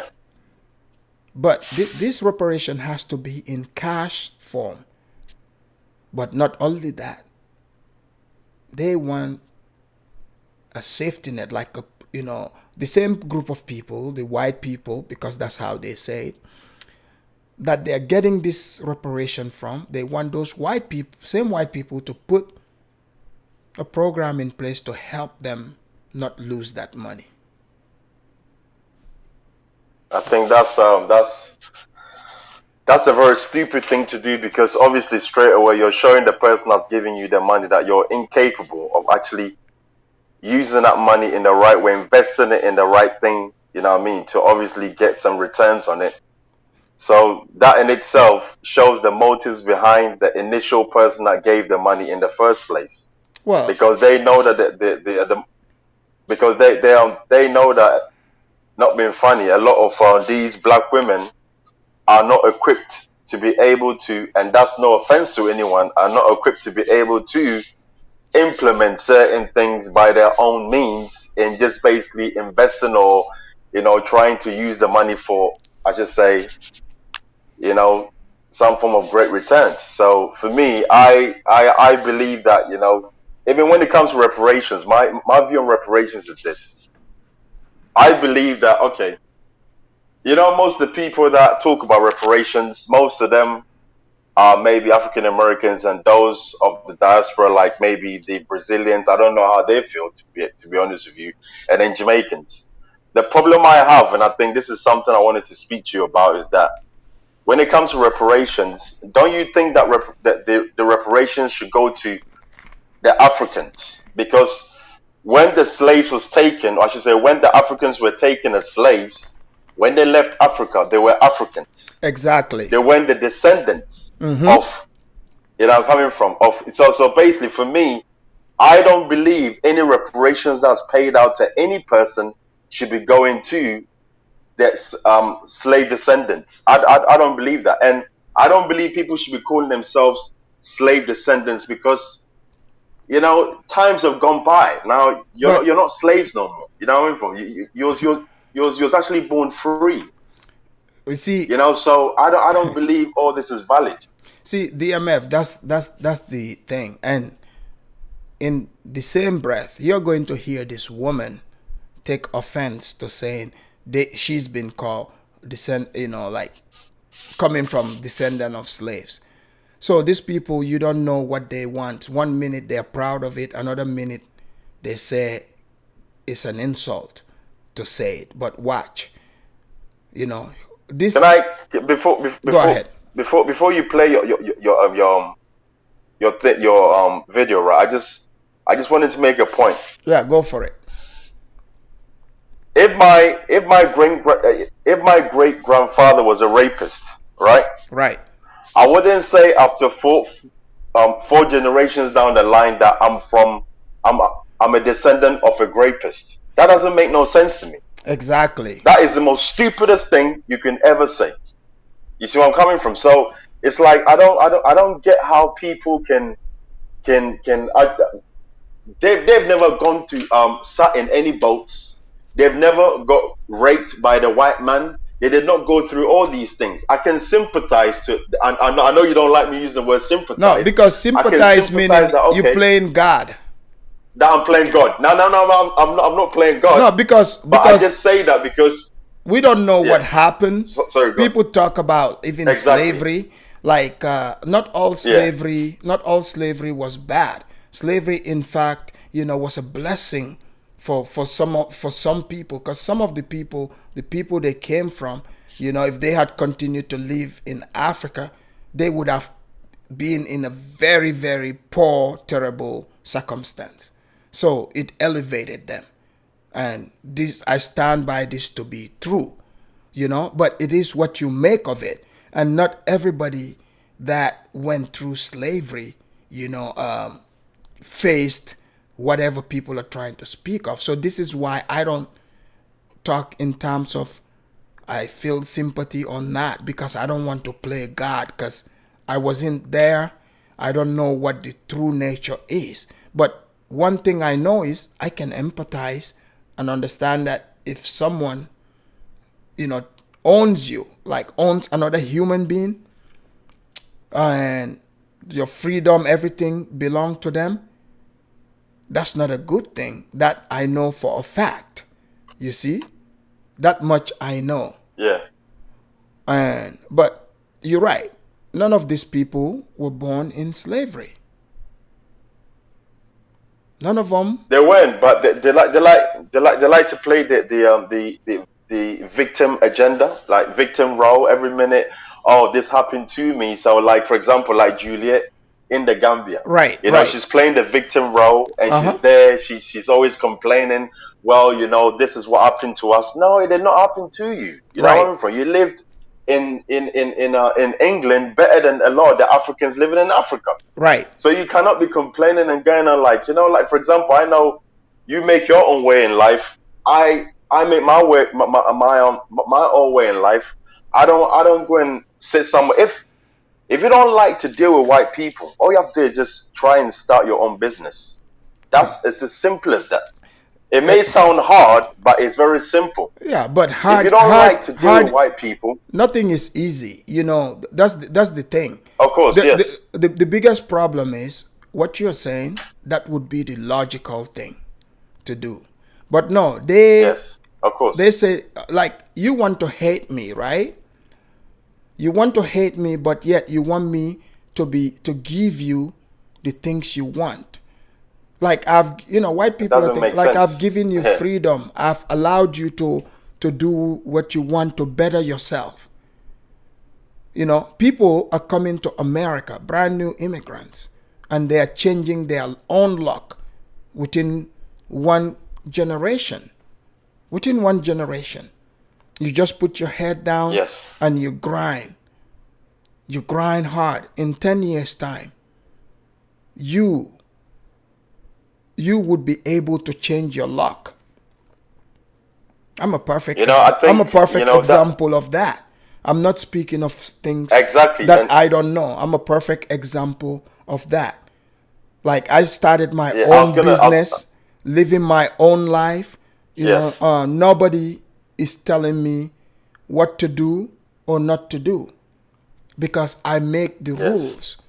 You know, I'm not afraid of hard work, because I want to, you know, be my own man, as, you know, my own individual.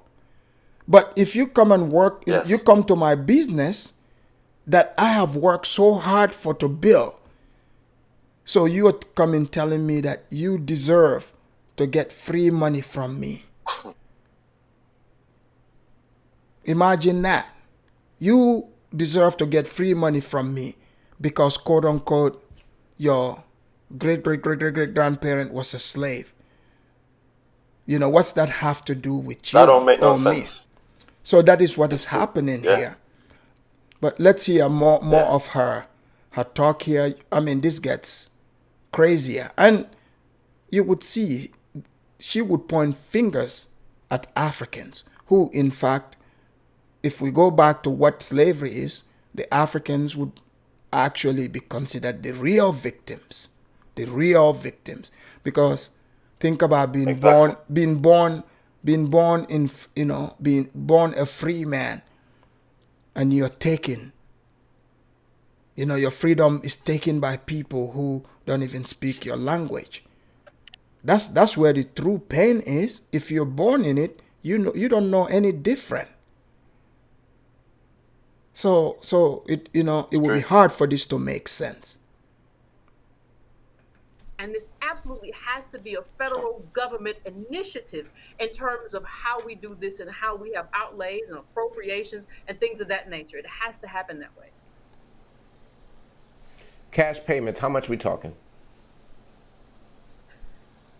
to talk about it as a down payment. I don't like to talk about it because I always say it this way. It takes a lot more time to heal a wound. You see, they can never give you straight answers. How can you take her serious? She wants a down payment. Let's hear how much this down payment is. Than it takes to inflict a wound. And America has been inflicting a wound for 400 years plus. So it's going to take longer than that to actually heal that wound. 400 years plus. Okay. Wound and close the racial wealth gap, which we like to call the lineage wealth gap. It's going to... Okay. She wants to talk about the wealth gap.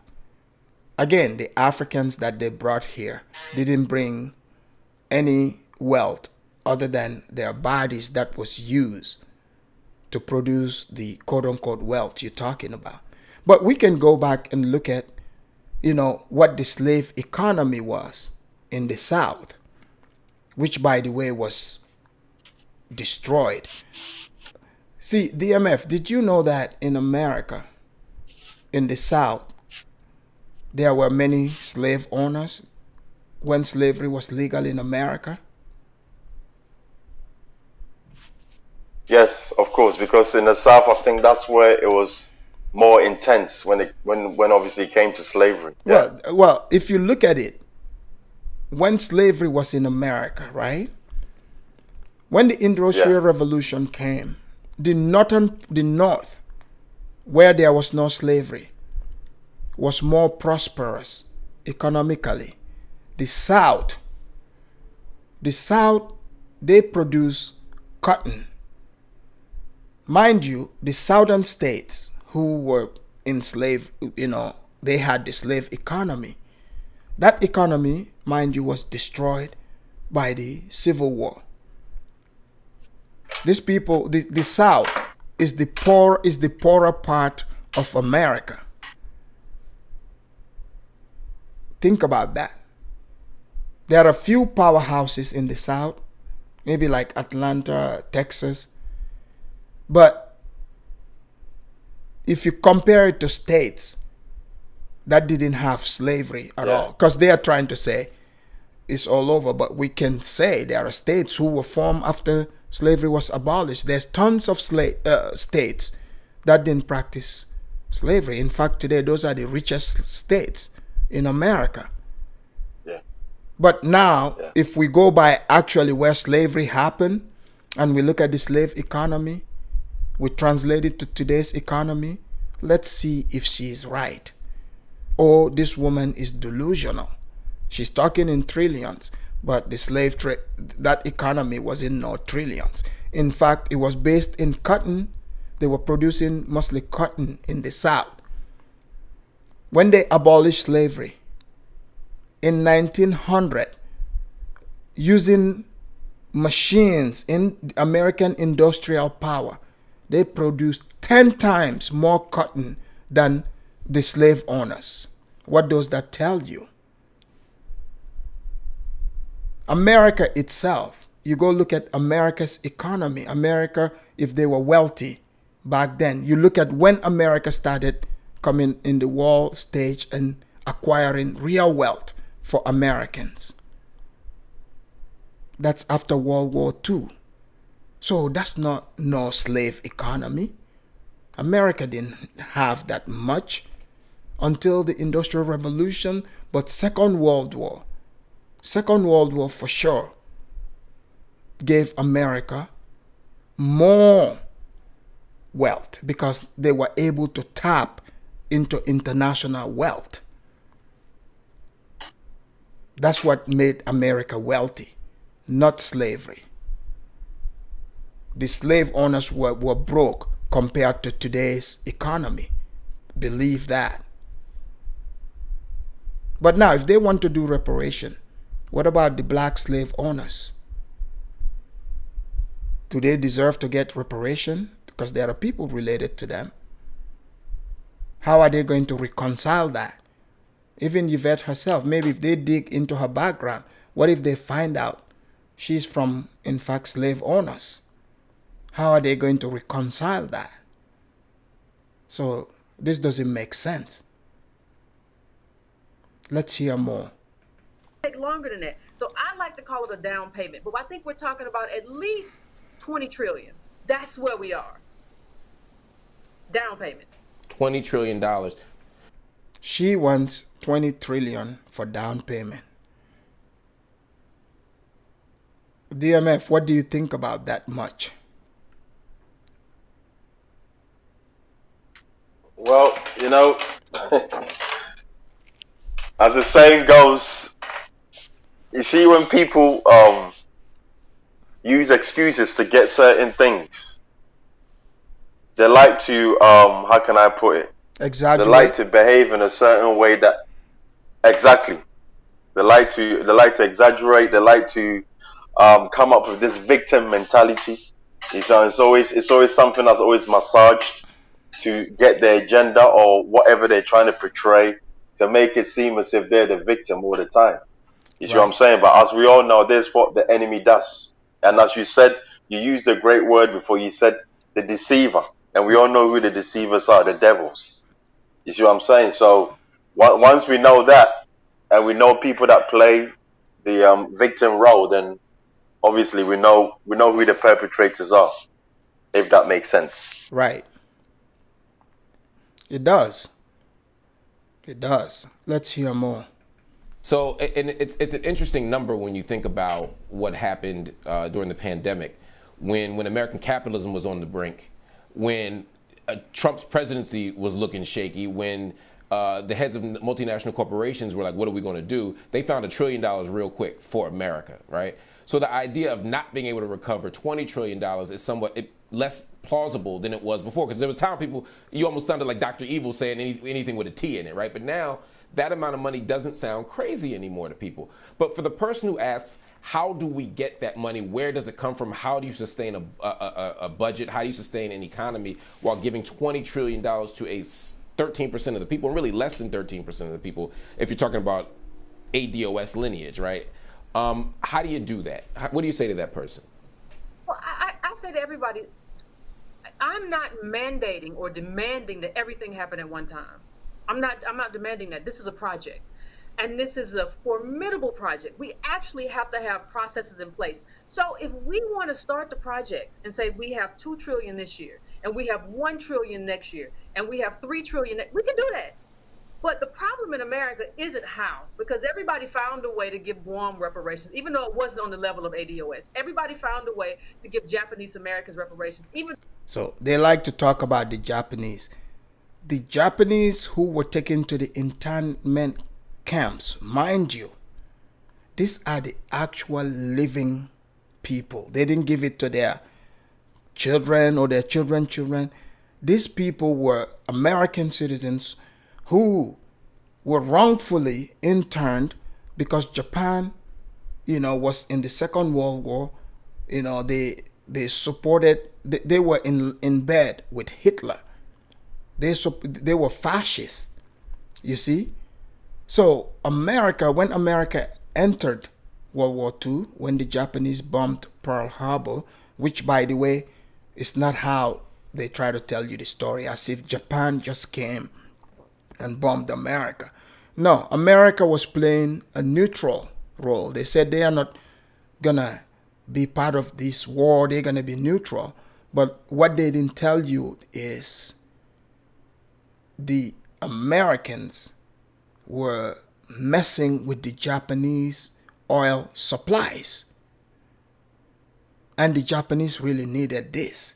They kept messing with it, so the Japanese are like, all right, you are not physically, shooting at us, but stopping our supplies that we need is an act of war. Mind you, we're speaking of a Japan of yesterday. This is not the Japan that you know right now, being all nice and calm, or the Germans looking all nice and calm. These people were not like that. The Japanese were no joke. They had bombers. They had no problem rolling in and dropping bombs on territories. They took Philippines. They took Manchuria in China. That is most of China. They conquered Southeast Asia, Korea, most places. I hope people know this. So they came, they bombed Pearl Harbor, and the United States of America officially entered World War II. And what did they do? They went and rounded up every Japanese citizen, people who were born here, who have been here for generations, rounded them up and put them in internment camps. So when the war was over, years later, America accepted the wrong they've done to their fellow Japanese citizens, because they went after them based on country of origin.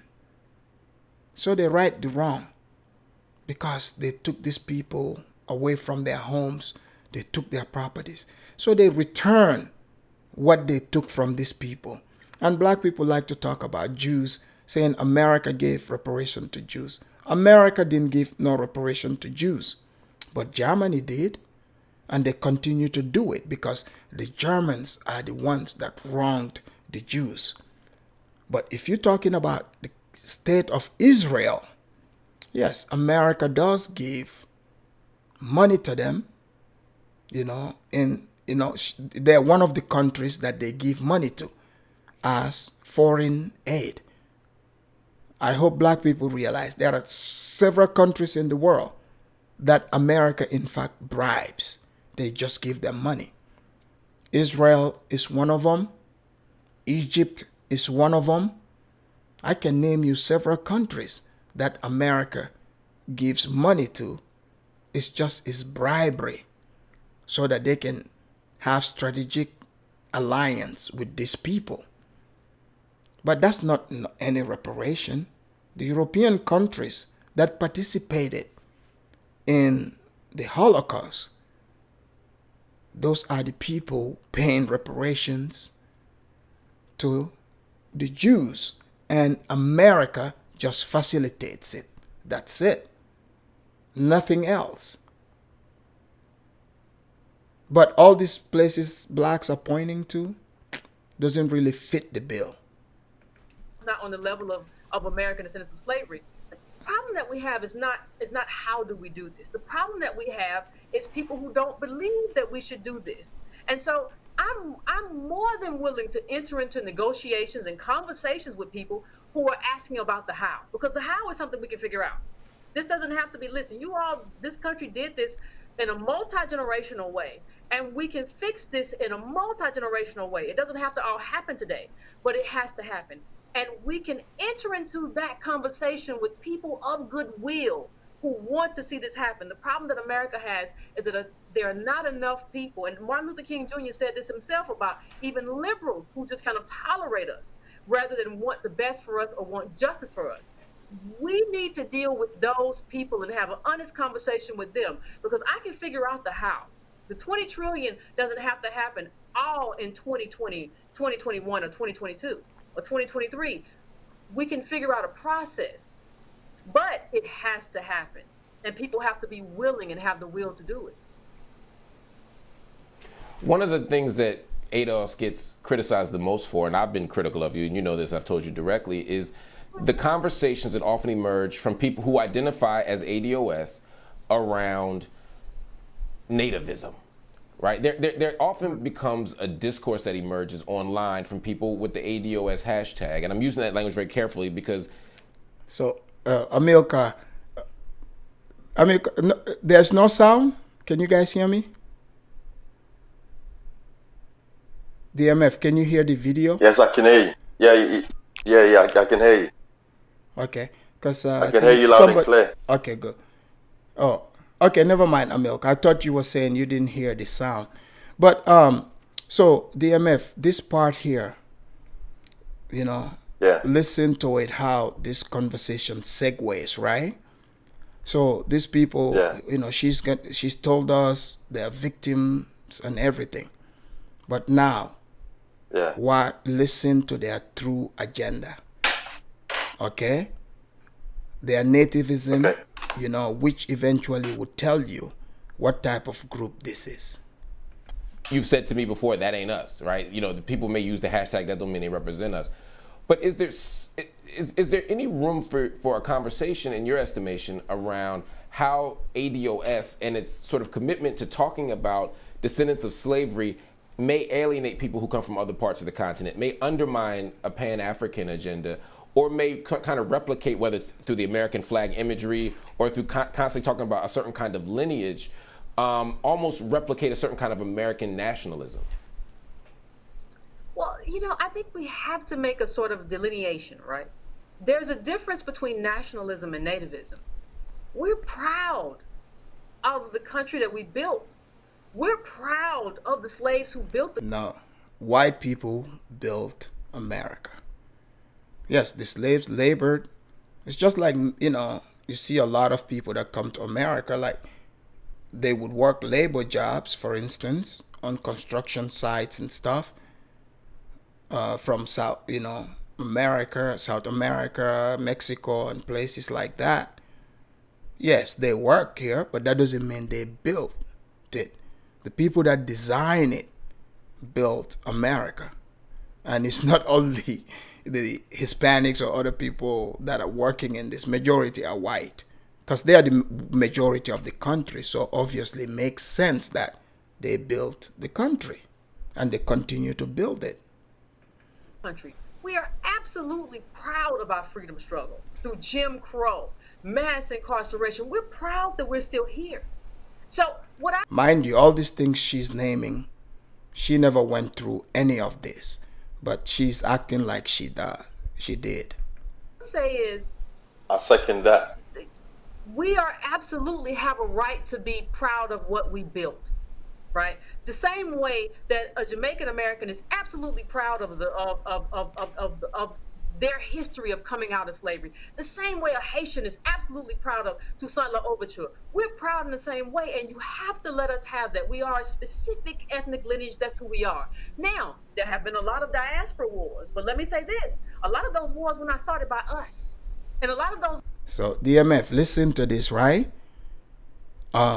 Yeah. They are victims. They don't start anything. Like, everything is people doing things to them. So just listen to more. Like, they are just victims. They never do anything. It's people that start things with them. They are just innocent people. We were defending ourselves. People called me the granddaughter of a cotton picker. Boom. Did you hear that? DMF? Yep, the granddaughter of granddaughter of a cotton picker. Okay. Now, what is the group called? ADOS. American descendants of what? Is that right? Slaves, right? Slaves, yes. So if somebody called you by that, if you say you're proud of it, why are you getting offended? You can't. You obviously ask people to call you that name, so if the shoe fits, wear it. But she's a hypocrite, another hypocrite. People call me all sorts of names because I come from sharecroppers. And the problem that I have with a lot of... You see, this woman, right? Every position she's putting herself in, she's positioning herself as somebody that is so attached to slavery. She's forcing herself to be as close to this slave thing as possible. But ma'am, you weren't born, so it will be hard for you to convince us of that. But people fall for it because they are in a fallen state. They don't believe in God. They just go by emotions, plain and simple. Is that they will look at me and say, oh my gosh, you have people behaving in ways that are unproductive. And I want to say you have a lot of people who are behaving in ways that are white supremacists. They are behaving in ways where they co-sign white supremacy. We saw on CNN somebody say something, an anchor said something about America's the greatest country. I could never have done this in another country. Meanwhile, we as... So, DMF, did you hear what she said here? So, this woman is exhibiting jealousy. So she's saying that an uncle baby, like let's say somebody whose parents came to America, black person, and they were born here. So she has an issue with that person, loving America, telling their experience of, without America, they wouldn't be able to achieve the life that they achieve. So she has an issue with that. So because this person is not saying they are victims, they have a problem with that. But you want, people you call African, you are saying they cannot get reparation, but you want them to also pretend like they are victims. Why would they act like victims if you are saying they are not qualified to get reparation, which is the main reason for all of them acting as victims? You see what I'm saying? So this is victimhood 101. Of course, it's only to they basically need people to just go along with their agenda, just to get the paperwork through in regards to what they're trying to obtain as reparations. Yeah, because the only way they would allow you, to be a part of the group or say, oh, we're the same, is you have to fake these things and lie. You have to talk bad about America. This makes no sense. Like, okay, first of all, imagine, DMF, if you see me making videos always talking about how terrible America is, I don't have a good life in America. Wouldn't you ask me what am I still doing in America? Of course. It doesn't make sense if you're gonna complain and complain and complain. Exactly. You're still in the same place. It doesn't make no sense. Because people that she's talking about came to America to make good life. But she's mad that they are happy to achieve this good life. Let's hear more of her, because I gotta debunk some of her lies with receipts. Y'all see this, we see what America has done to us. And we see that a lot of people are not very respectful of not only what we have endured, but the pathway where we have opened up to them to come here. Did you hear that, right? They like to go around and say, yeah, I did. They said because of them, they were able to help Africans come here. Let's hear more before I show the proof that these people are nothing but liars. I'll show the proof here. Let's let her say all her piece before debunking her lies. If it wasn't for us and our freedom struggle, there would be no black and brown people here. And so we see. So she's talking about black and brown, which is the Hispanics. The Mexican people, they don't like black people, by the way. But somehow activists like her like to push this idea to make it sound like, oh, black and brown people, we are all one. But she's going to talk about, she said they are the reason why Africans came here. So I want her to name the bill, and I'm going to show the bill and prove that she's a total liar. A lot of disrespect coming our way. So I think the people who criticize us need to also criticize the people who disparage us as well. I only see criticism coming in our direction, and that's a problem for me. Okay, so let me show you, because they like to talk about the 1964 immigration bill. Okay, let me pull that up so we see who sponsored it and why they came up with it. So you see this here on the screen. This is Emmanuel Seller, who was a representative from New York. He introduced the bill for the 1964 immigration bill.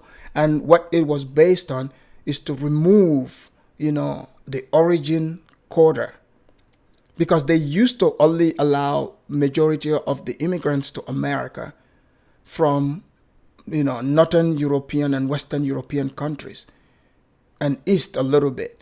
But the Southern Europeans, they discriminated against them. So Seller here introduced that. Mind you, in 1964, most of African nations were colonized under colonialism. So the last thing those people are thinking about is coming to America. Why would they want to come to America? So this is sponsored by Seller. But now, let me show more of this bill. Where it was being signed, you will see that there is no black person, no black representative or black people who fought for quote-unquote Africans to come here. Boom. You see that? This is Lyndon Johnson. You see in this picture, do you see any black person here? There is not a single black person in this picture because this bill has absolutely nothing to do with black people. Zero whatsoever. Okay, you want to see more? Let me show you, even to show the people that they were talking about. Let me show you another proof here. You see what the green card was in 1964? So you guys know any people that they are passing bills for, those are the people they feature. In this picture, do you guys see a Southern European or an African? There's no African here. This bill has absolutely nothing to do with Africans. Plain and simple. So we fast forward to today.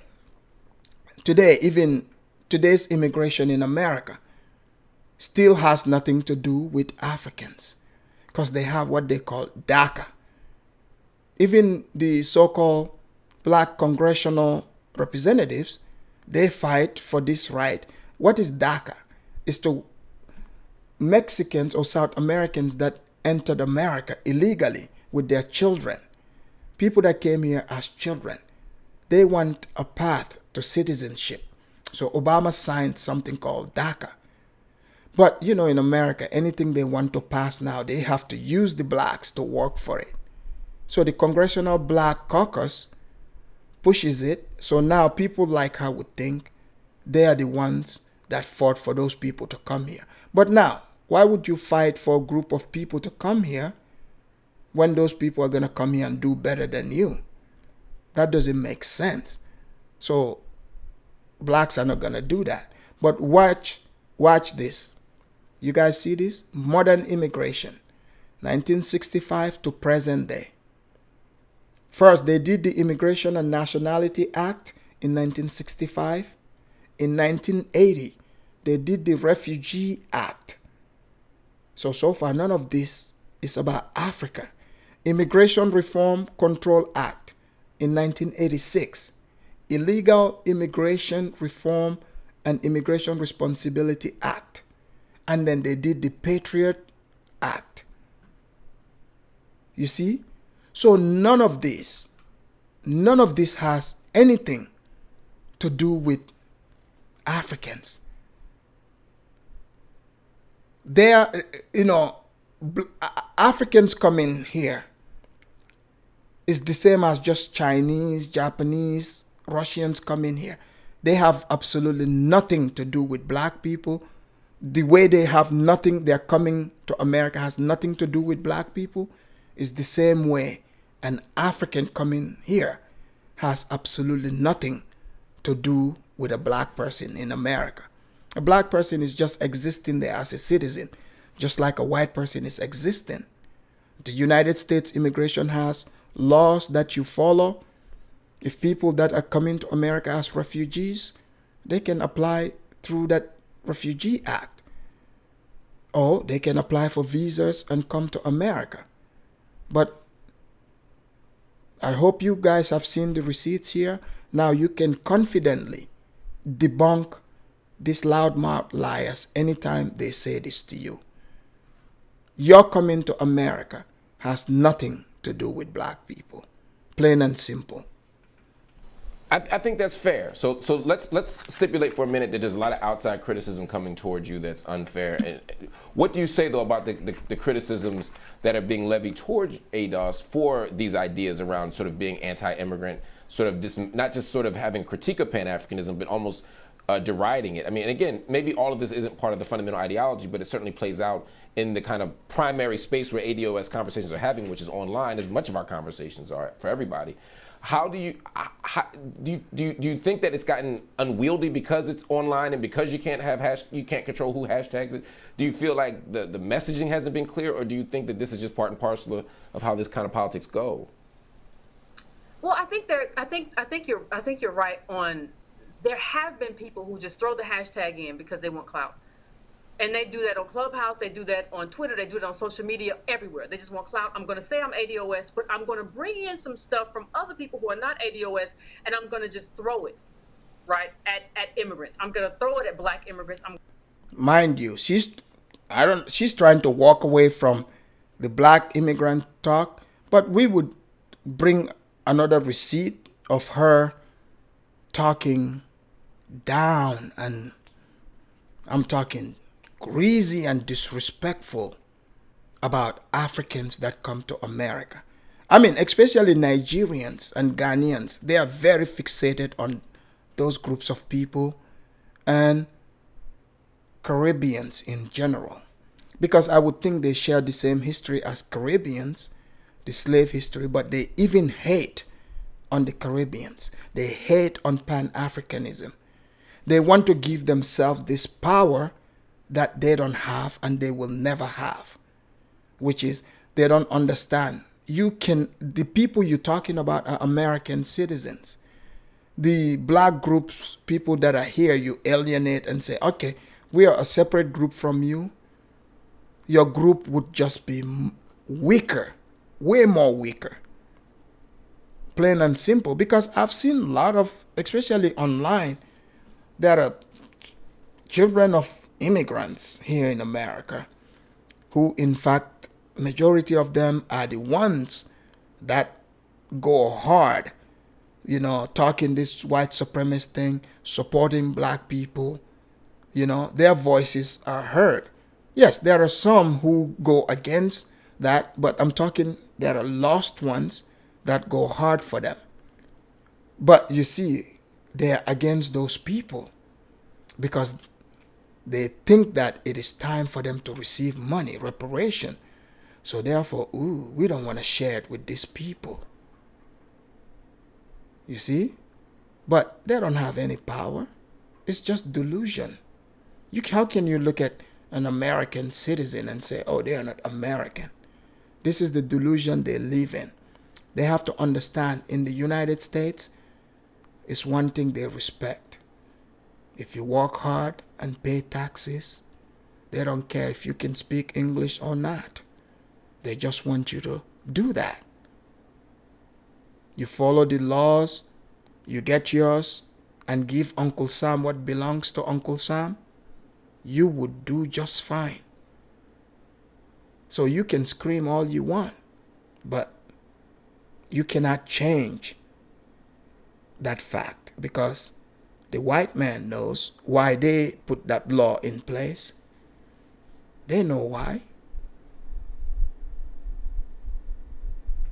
Disparage them. That has happened, but that's not a part of what we're doing in terms of our organization. What we have said is that, listen, we are absolutely interested in organizing with people who are black immigrants and people who are black American but come from immigrant backgrounds. But we have to organize with a certain kind of foundation, right? We have to have the same kind of politics. I'm not opposed to someone who comes from somewhere else who comes here. We have to have the same politics, though. DMF, did you hear that? People, did you hear that? So the only way you come into America, for them to get along with you, you have to have, guess what? Have politics. Let's say she supports something, a political party you don't support. That means she doesn't consider you as one. By the way, she supports the Democrats. She made that known by the time the election rolled around. So she wants people to support her political ideology. I do think there has been disparaging, right, on both sides, but what we're trying to do in terms of the ADOS Advocacy Foundation is move to a place to where if you have our politics, we have a lot in terms of our agenda for anti-discrimination, right? So if you are a black person in America, you still benefit from our agenda. So like-minded people. She cannot explain how just being black, you can benefit from their organization. Because everything they talk about is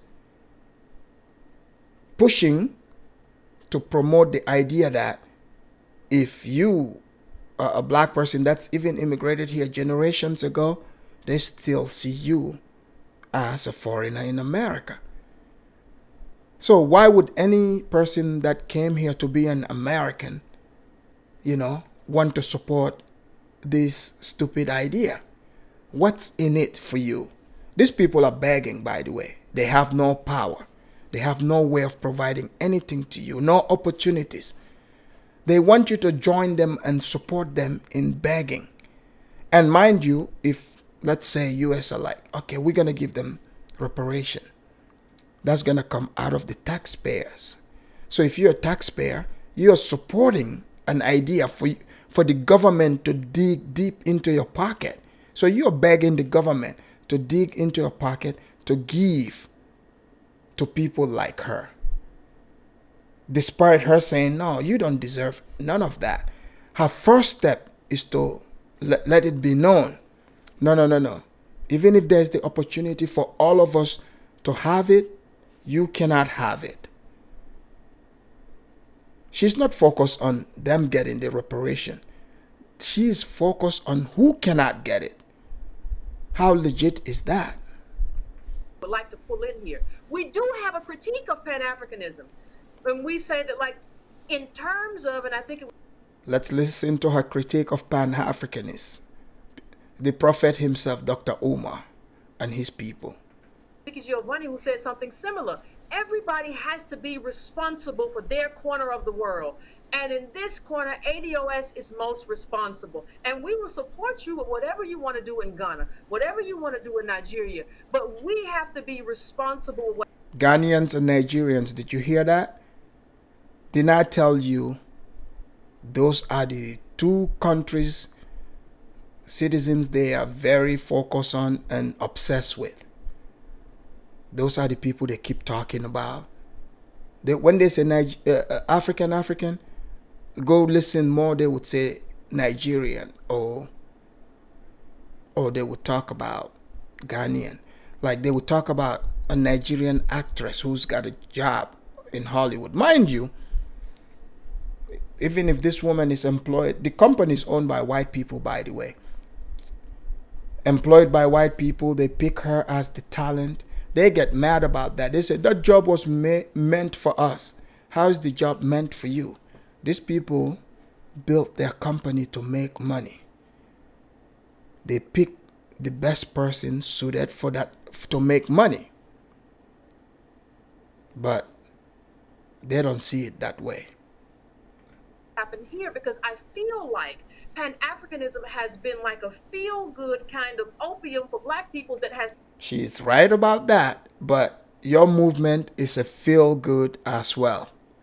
She's definitely right about that feel-good Pan-Africanist talk.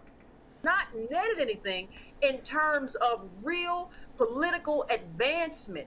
And so I think we should all, and I'm not talking just about ADOS, I think all black people should look locally, look to your state government, your sovereign nation in terms of where your advocacy. Okay. She is not entirely crazy, as you can hear what she's saying. What she's saying on this point here, she does have a point. She does make sense. But most of her points are just, completely, debunks what she's saying. But right here, if that's what her entire premise was about, and she pushes that, she does have a point there. Begins because if you can't get reparations and voting rights in America, I know doggone well you're not going to get police reform in Nigeria. Who's looking for police reform in Nigeria? Oh, because I saw the Nigerians that came online going against that wicked Nigerian organization, the SARS. Come on, that's Africa. Those people don't care. You know, the African governments, especially Nigeria, if those people had continued, even if they have to kill some of them, they would have done it. So that's why that movement never went anywhere. The Nigerian government is not going to stand by and allow, just like Black Lives Matter went around America and started burning and looting and let it go. They wouldn't allow that in Nigeria or in African countries where there's 100% controlled by Black Africans. Oh, they would start dropping people down real quick without wasting time. In fact, I believe they shot some people during those times. So you cannot compare Nigeria to the United States. Completely different. All right, I gotta go, but I want to bring you back because I want to really. That was the end of that interview. DMF, are you there? Yes, I'm here, loud and clear. Oh, cool. So DMF, did you hear how she's fixated on Ghana and Nigerians? Of course, yeah, I heard it all. Obviously, they've got an agenda, right? So right, that's their main plan to basically try and obviously, I don't know, use whatever they can, because they know that a lot of Americans are traveling to either Nigeria or Ghana. I think it's more Ghana these days anyway. Right. And it's the receipts that I've shown. Have you ever heard where even online you would hear these YouTubers, they would say, oh, it's because of us that Africans were able to come to America. And I know, like, you're somewhere in Europe, right? Yeah, I'm in London. London. And I bet there's a lot of Black people in London, right? Oh yeah, there is. And there is a lot of, and there is lots. You got. Sorry, go on. And there is lots of Black people all throughout Europe. Africans. Oh yeah, that's for sure. So yes, 100%. The amount of Africans in Europe is way more than that is here in America. So if they said they are the ones responsible for Africans coming here, then who's responsible for the Africans that made it to Europe and continue to go there? Because there's way more Africans there than there is in America. So DMF, what group of people are responsible for allowing Africans to come there? Is it the Edos people? I don't think No. I think it's more to do with people wanted to embetter their lives. You see what I mean? Because I know for example, the Africans I know, they'll come. Hello? Yeah, I'm here. Hello, can you hear me? Yeah, I can hear you just fine. Okay, the Africans I know, they came here obviously on their own merit. They came here to want to find some jobs, or they came here to want to start a new life, just as you're doing, just like I'm doing. We come with an agenda to want to obviously accumulate, build something, and be able to start something back home. But the situation back home is not as how people project it. Right. In terms of, people that cover like Africa and stuff like that. Africa is not what people project in their YouTube videos, is not what Africa is. You and I know this. Right. You see where I'm coming from? The real Africa that me and you know, the experience that we've had as kids growing up in Africa before we came to either Europe or maybe the US, it's not the same experience that someone that may go on holiday in Africa is going to have, because, people like to see things in their own little vision or their own little bubble. You see what I'm saying? And, it's not as simple as how people make it, so it's very, very annoying. I must say. Well, Africa has a way of forcing you to face reality and live reality. Like, in America, like you could easily I'll be back. just create. Give me 2 seconds. Okay, sounds good. Give me.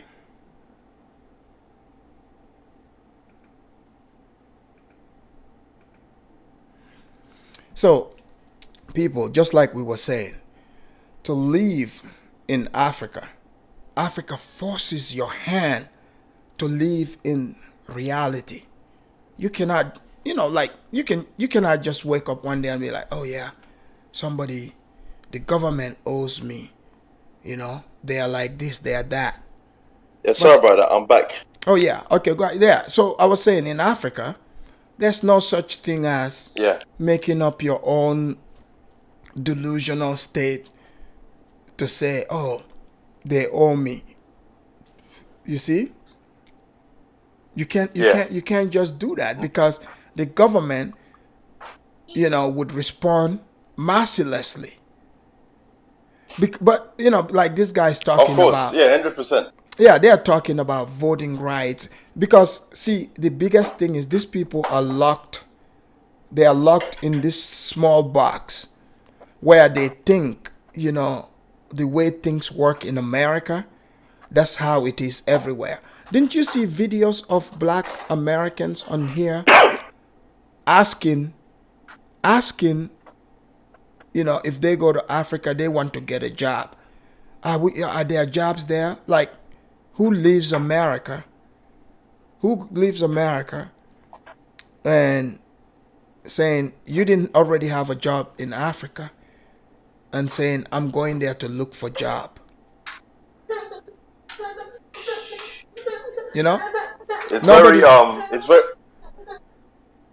It's very difficult, to basically narrow it down to, those who are foolish enough to believe that you can leave America or to go and look for a job, because there's also Africans in Africa, right, that need jobs. I don't know if you've been watching the news or following the news for Ghana in particular, right? But at the moment, there's a turmoil going on in Ghana at the moment where everyone's screaming, like, the people are actually walking on the roads and just basically screaming for jobs and stuff like that they need improvements to be made in Ghana and stuff like that. So, a lot of people don't know what's going on, and they just have this mindset of thinking that, I'm going to go to Africa and Africa is underdeveloped and I'm going to do this, I'm going to do that. But, these people are fooling themselves. Africa's got a lot of issues. Right. And Africa, the Africans themselves have a lot of things that they need to fix within themselves. And I don't mean just fixing in regards to fixing something that needs to be fixed, but fixing in terms of psychological issues that they have. Right. You see where I'm coming from? But people have their own views about Africa, and they think they can just go there like Juliet. Sorry. And just basically go and shaft the place and just basically take advantage. I think Idi Amin said it the most. He said, "You people think that we're natives. You want to come to our country, and you want to take everything and then go take it back to Europe. Africa is no joke. You know what I mean? And Africa will teach you a lesson when you get there. You see where I'm coming from? Because the people are not as how people think that they are. They think because people are smiling and laughing with you and joking around with you, they think everything's all right. It's not that simple. You know what I mean? There's a lot of issues in Africa that people need to address. Yeah, that's absolutely true, because when I hear some people come on here, the way they talk about Africa, the way they describe it, no wonder when I come and lay it out, it pisses people off.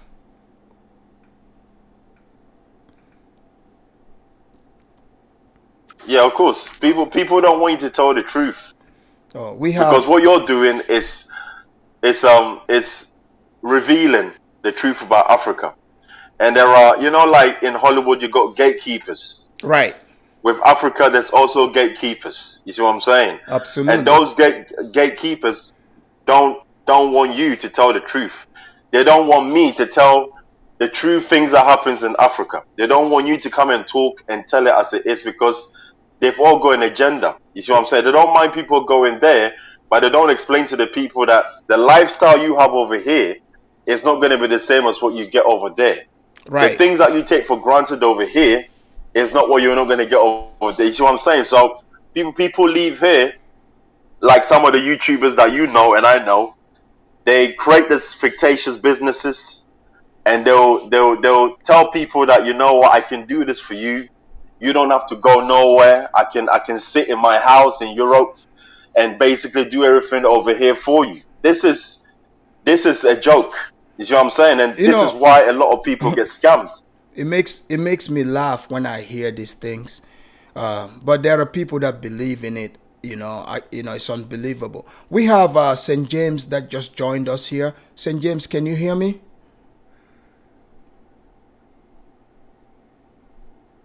St. James, unmute yourself.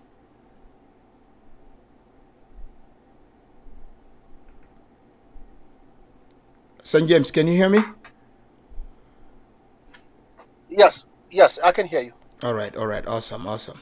Yes, I can hear you. Can you hear me? Yes, I can hear you loud and clear. So you've been listening. Oh, yes.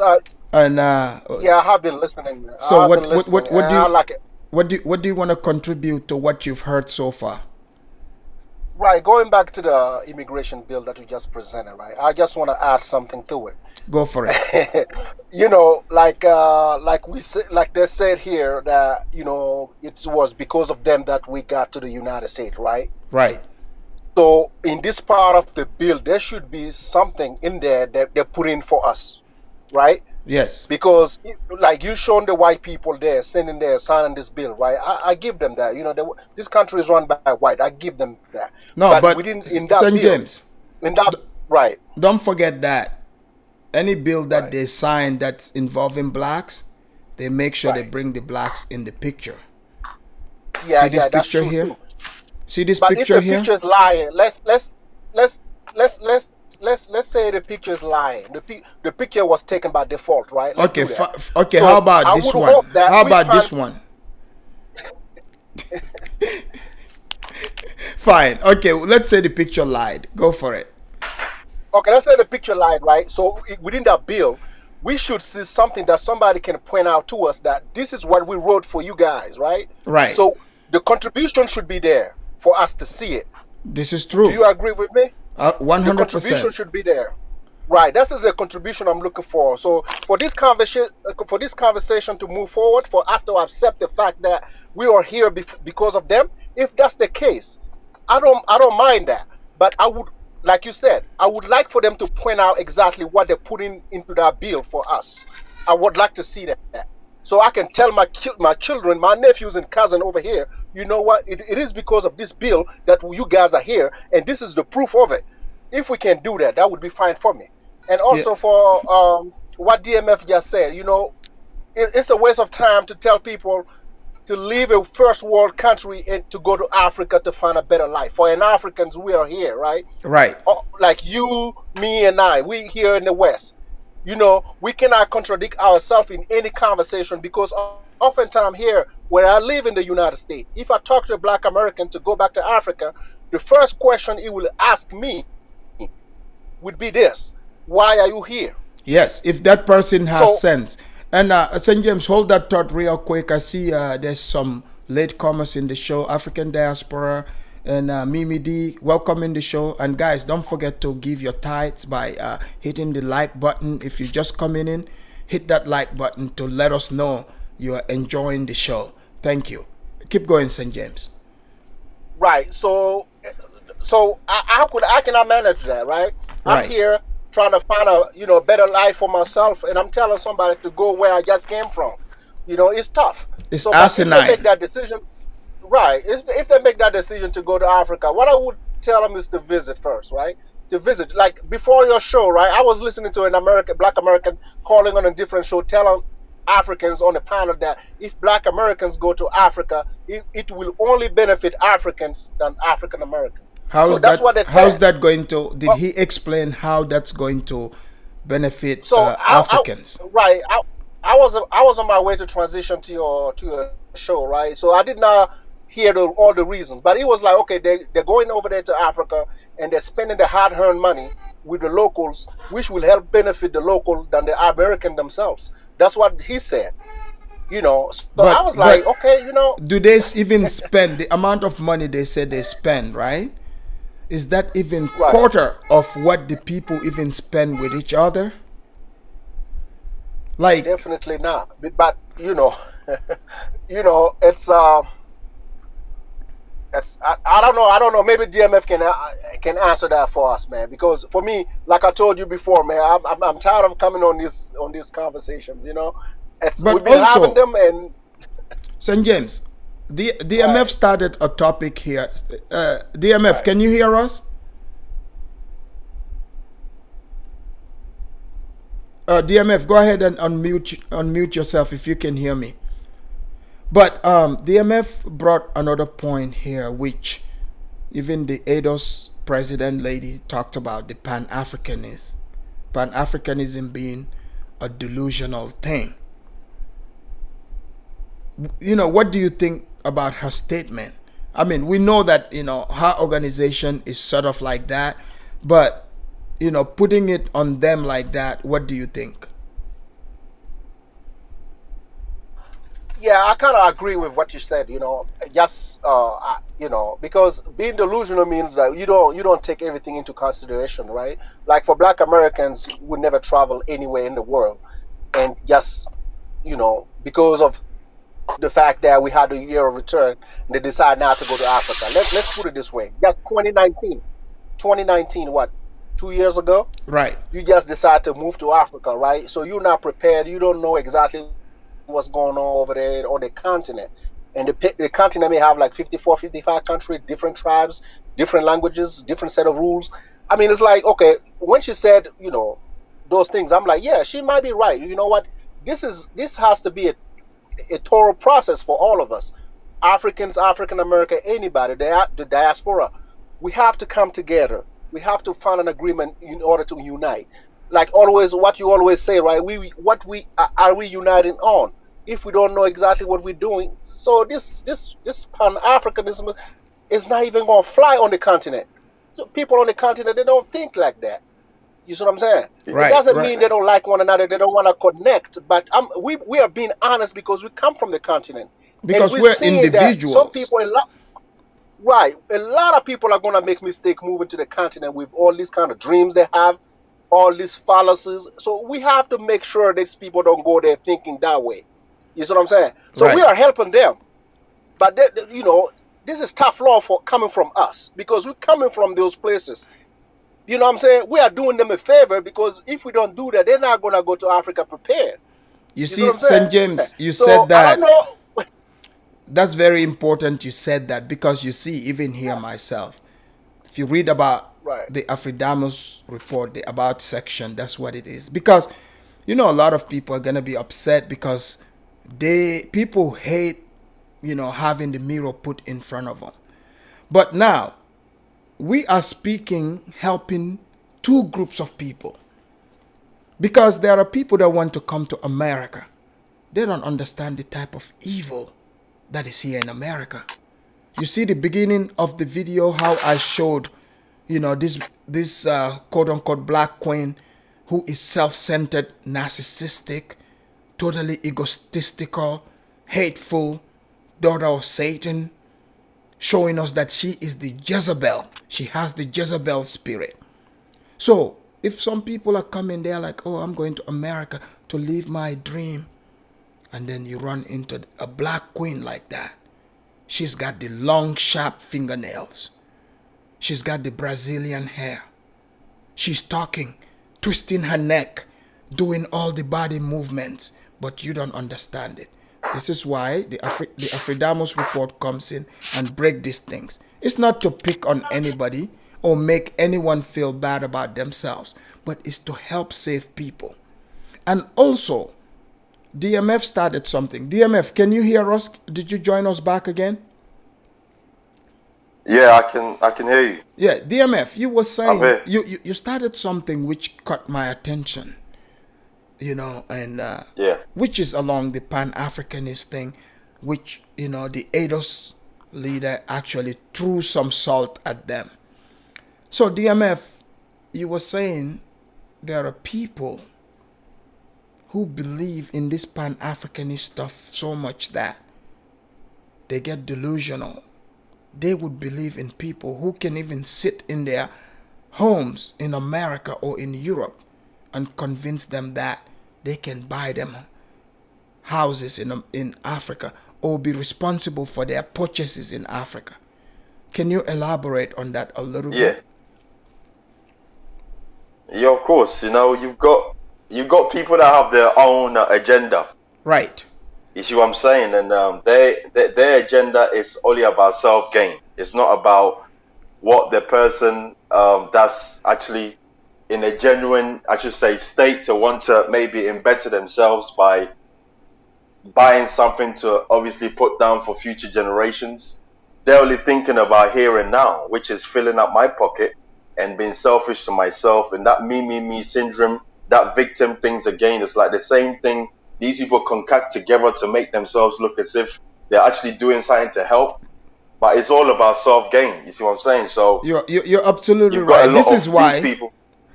This is why I showed those videos to show that what people, especially outside of America, what they are seeing, what they are being hit with, they don't understand where this is coming from. This is a bigger agenda than what they are seeing, because it's from governmental level where the government promotes certain groups of black people, which is black women. So now we're seeing some using that same technique, that mindset, like you gave Black Sid as an example, who was talking about her victimhood only to take away from people. You look at all of them that talk about being victims. What is the end result for that? You remember, you know who Tangen is, right? Tangen. She's a That's right. Yeah, she came on the live. Yeah, exactly. She's running up her mouth every minute. Yeah, you remember what she said when someone, I think it was you or somebody else, that questioned why none of them have even African names. She said, "Oh, now we're doing it for reparation." So for her, she like anything goes. Just like that Cori Bush lady, who's a representative, she was just saying anything.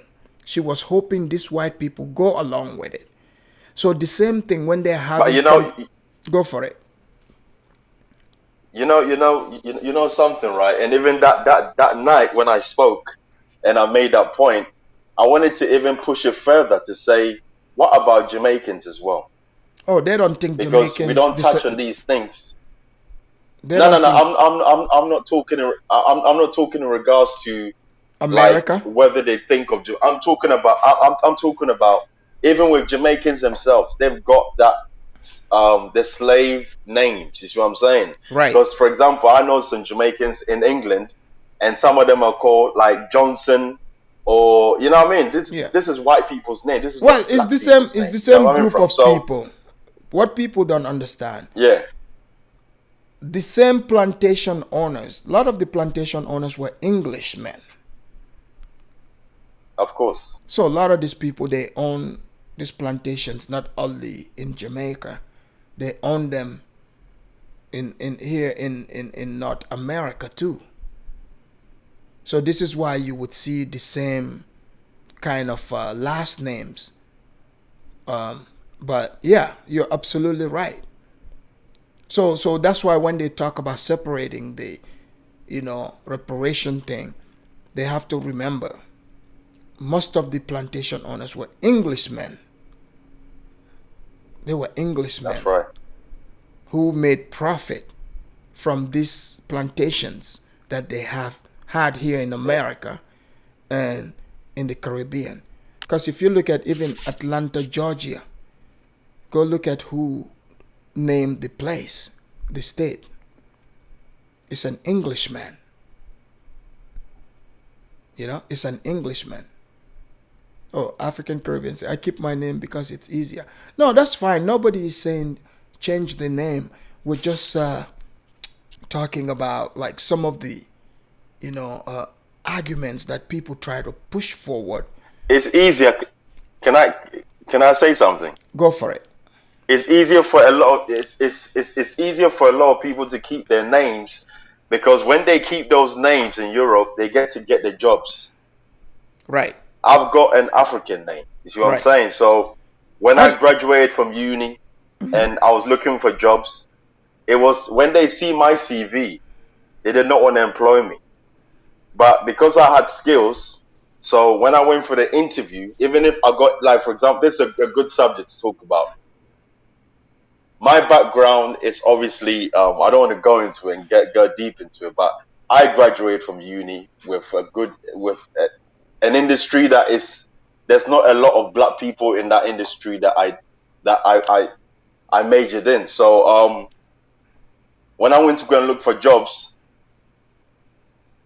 when I went for the interview, I noticed that even though I was good and I did well in regards to the test that they gave me, I had to have 2 interviews. Right. Then my counterparts, like, for example, if someone that was born obviously in the UK, it was more easier for them because maybe they're called Johnson. They might be black, but they'll be called Johnson or whatever. Their names are Smith, whatever it is. Or, you know, coming from Constantine or what? You know what I mean? Like, yeah, I know. Like it's the name, yeah, the names, the name. Because even here in America, they discriminate against names. Like, in America, they give, blacks give their kids like ghetto names. So if somebody's name is Shinequa, like certain places they would discriminate because, they assume right away Shinequa is coming from the ghetto. And let's be real, when you hear Shinequa, Keisha, they tend to be from those areas. So their past experiences with those names tend not to be very pleasant. They give bad customer service, attitude, and a whole host of things. So they tend to discriminate against that. But now you would also find Shinequas that, they are good at what they do, but that's very rare. So I see that's where they're going with. So I think also when they see African name, you have to prove yourself somehow. You have to prove that you could do this. But I'm guessing in England, in England, do they give the blacks there, do they give their children ghetto names? No, in this country, I've not met any. I can only speak for Ghanaians, right? For Ghanaians, they give the traditional names like. No, Kofi what about black Kwame British? You mean like Jamaicans? Yeah. Because as I said, I can't speak on for. I can only speak for the Africans. Put it that way. Whether Ugandan or whatever, they always have their traditional names.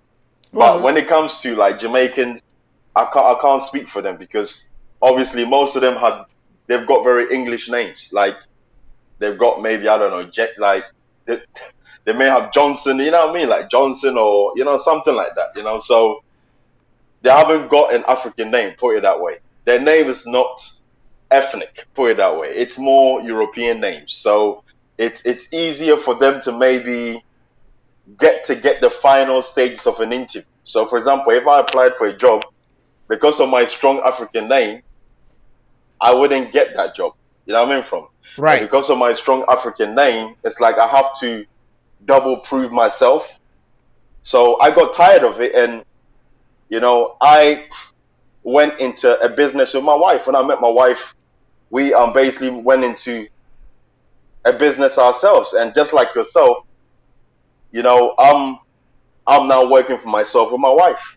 And we benefit more from what we do than working for someone else. And this is one thing I want to promote to everyone, that try and work for yourself, because just like you do, It's the Mr. best way to Afridamus. go. It's the best You way know, to go. of course, Yes. the best. I have peace of mind. I wake up when I want to wake up. I work when I want to work. If I want to work the whole day, I work the whole day. If I want to take over a day, I take over the whole day. You know what I mean? So I'm in control of what I'm doing, and it feels good because I'm doing it with my wife. See what I'm saying? But when I was working for these people, the same people that a lot of so-called black people and Africans, I should say more black people talk about, they hate. You can't be working for the same person that you talk, negative about, and then you expect them to, be all good to you. That's common sense. It doesn't make no sense to me. You know what I mean? Yeah, because if you of course, it doesn't make no sense. You cannot be dissing people and then working for them. Yeah, because if you were working for the Afridamus Corporation and I catch you bad-mouthing Afridamus, how do you think that's going to go? You're going to get sacked straight away. Exactly. It's not going to go well. What's there to badmouth me about? St. James, are you still here? I think St. James left us. DMF, man, I really appreciate you coming in. You've definitely brought great insight. It looks like we've been here for 3 hours. It looks like one of my deacons, the African Caribbean, she said yes, they have quote unquote ghetto names over there, in England. I'll have to have her come up tomorrow and give us some of those names. But before we close out here, we are at the 3 hour mark. Do you have any last words to say before we close out here? Well, I want to read something, if you don't mind. Oh, go for it. There's something I wanted to read. Go for it. 1 minute. Let me look. I'm looking for it right now. Okay. Right. This is to do with hate, right? It's what? I have come to terms. It's to do with hate. Okay. And difficulties, right? I have come to terms with the view on how people may form their own views about a person they have no idea about. It's difficult trying to explain things to people who don't see things the way I do. Demonstrating a different point of view to people so that they may see things from a different perspective, which may bring liberation to their minds. It's a very hard task within itself, especially for those whose narrative on life is based upon an illusion that they've created in their own bubble they live in. I have for so long wondered about the state of the human mind. How some are able to understand and implement, and others may feel as if everything is about proving things that ends in distraction, never a solution. Our lives are shaped by our experiences, i.e. background, society status, and I should say indoctrinations.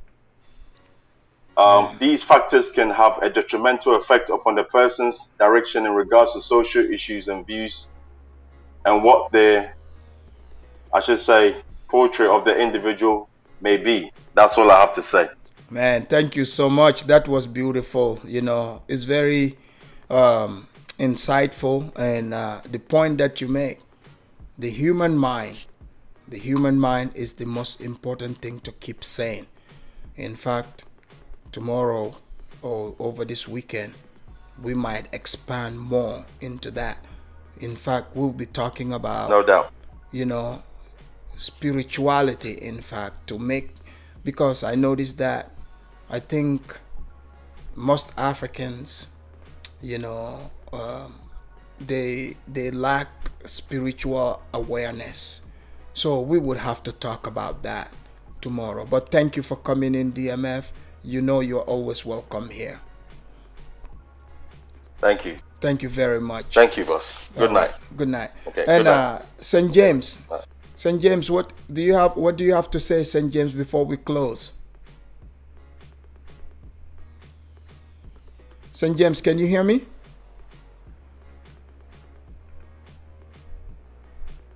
Hello? St. James, you have to unmute yourself.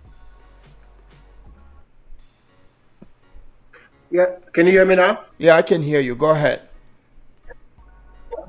Yes, like I was saying though, I just dropped out for a minute, but everything that you said was on point today, and I would hope that people that chose to listen to this channel here get something out of it. Like, it's not going to be a conversation for us to have every day and say everything and nothing at the same time. Like, you providing receipt and you providing facts matters. Even though we on the internet, we on YouTube, this has to matter because we are talking about the black race, and every one of us think that we should be united. Absolutely. Over what? We have to determine that for ourselves, right? Right. So for us, those facts matter. It matters. No matter the size of your channel, no matter the size of the panelists, no matter the brands of the panelists that come to these panels, we have to get to something. That's and right. Listening to you, I know you trying to go somewhere with us, and we have to, all of us, every one of us, we have to come together to understand that Africa is not a joke. It's not a place where you have to dream about without putting some work behind it. This is absolutely true. St. James, that was so insightful, man. You've brought some great points, and I know you are very happy about seeing those receipts because you've been battling with these people about, the things they were saying, and but fortunately, today I had to drop the receipt for people to see it. Ladies and gentlemen, that brings us to the end of the show. The show is so good. I don't even want to end it, but all good things, somehow must come to an end. But please make sure, you share and subscribe to the Afridamus, report. Know that over here, no topic is off limits. If, for those of you that are late, I know you want me to continue going, but you would have to go back and rewatch it and then, join us, tomorrow again for another segment of the Afridamus report. And that brings us to the end of today's show. I hope you had a great time because I know I did. Thank you.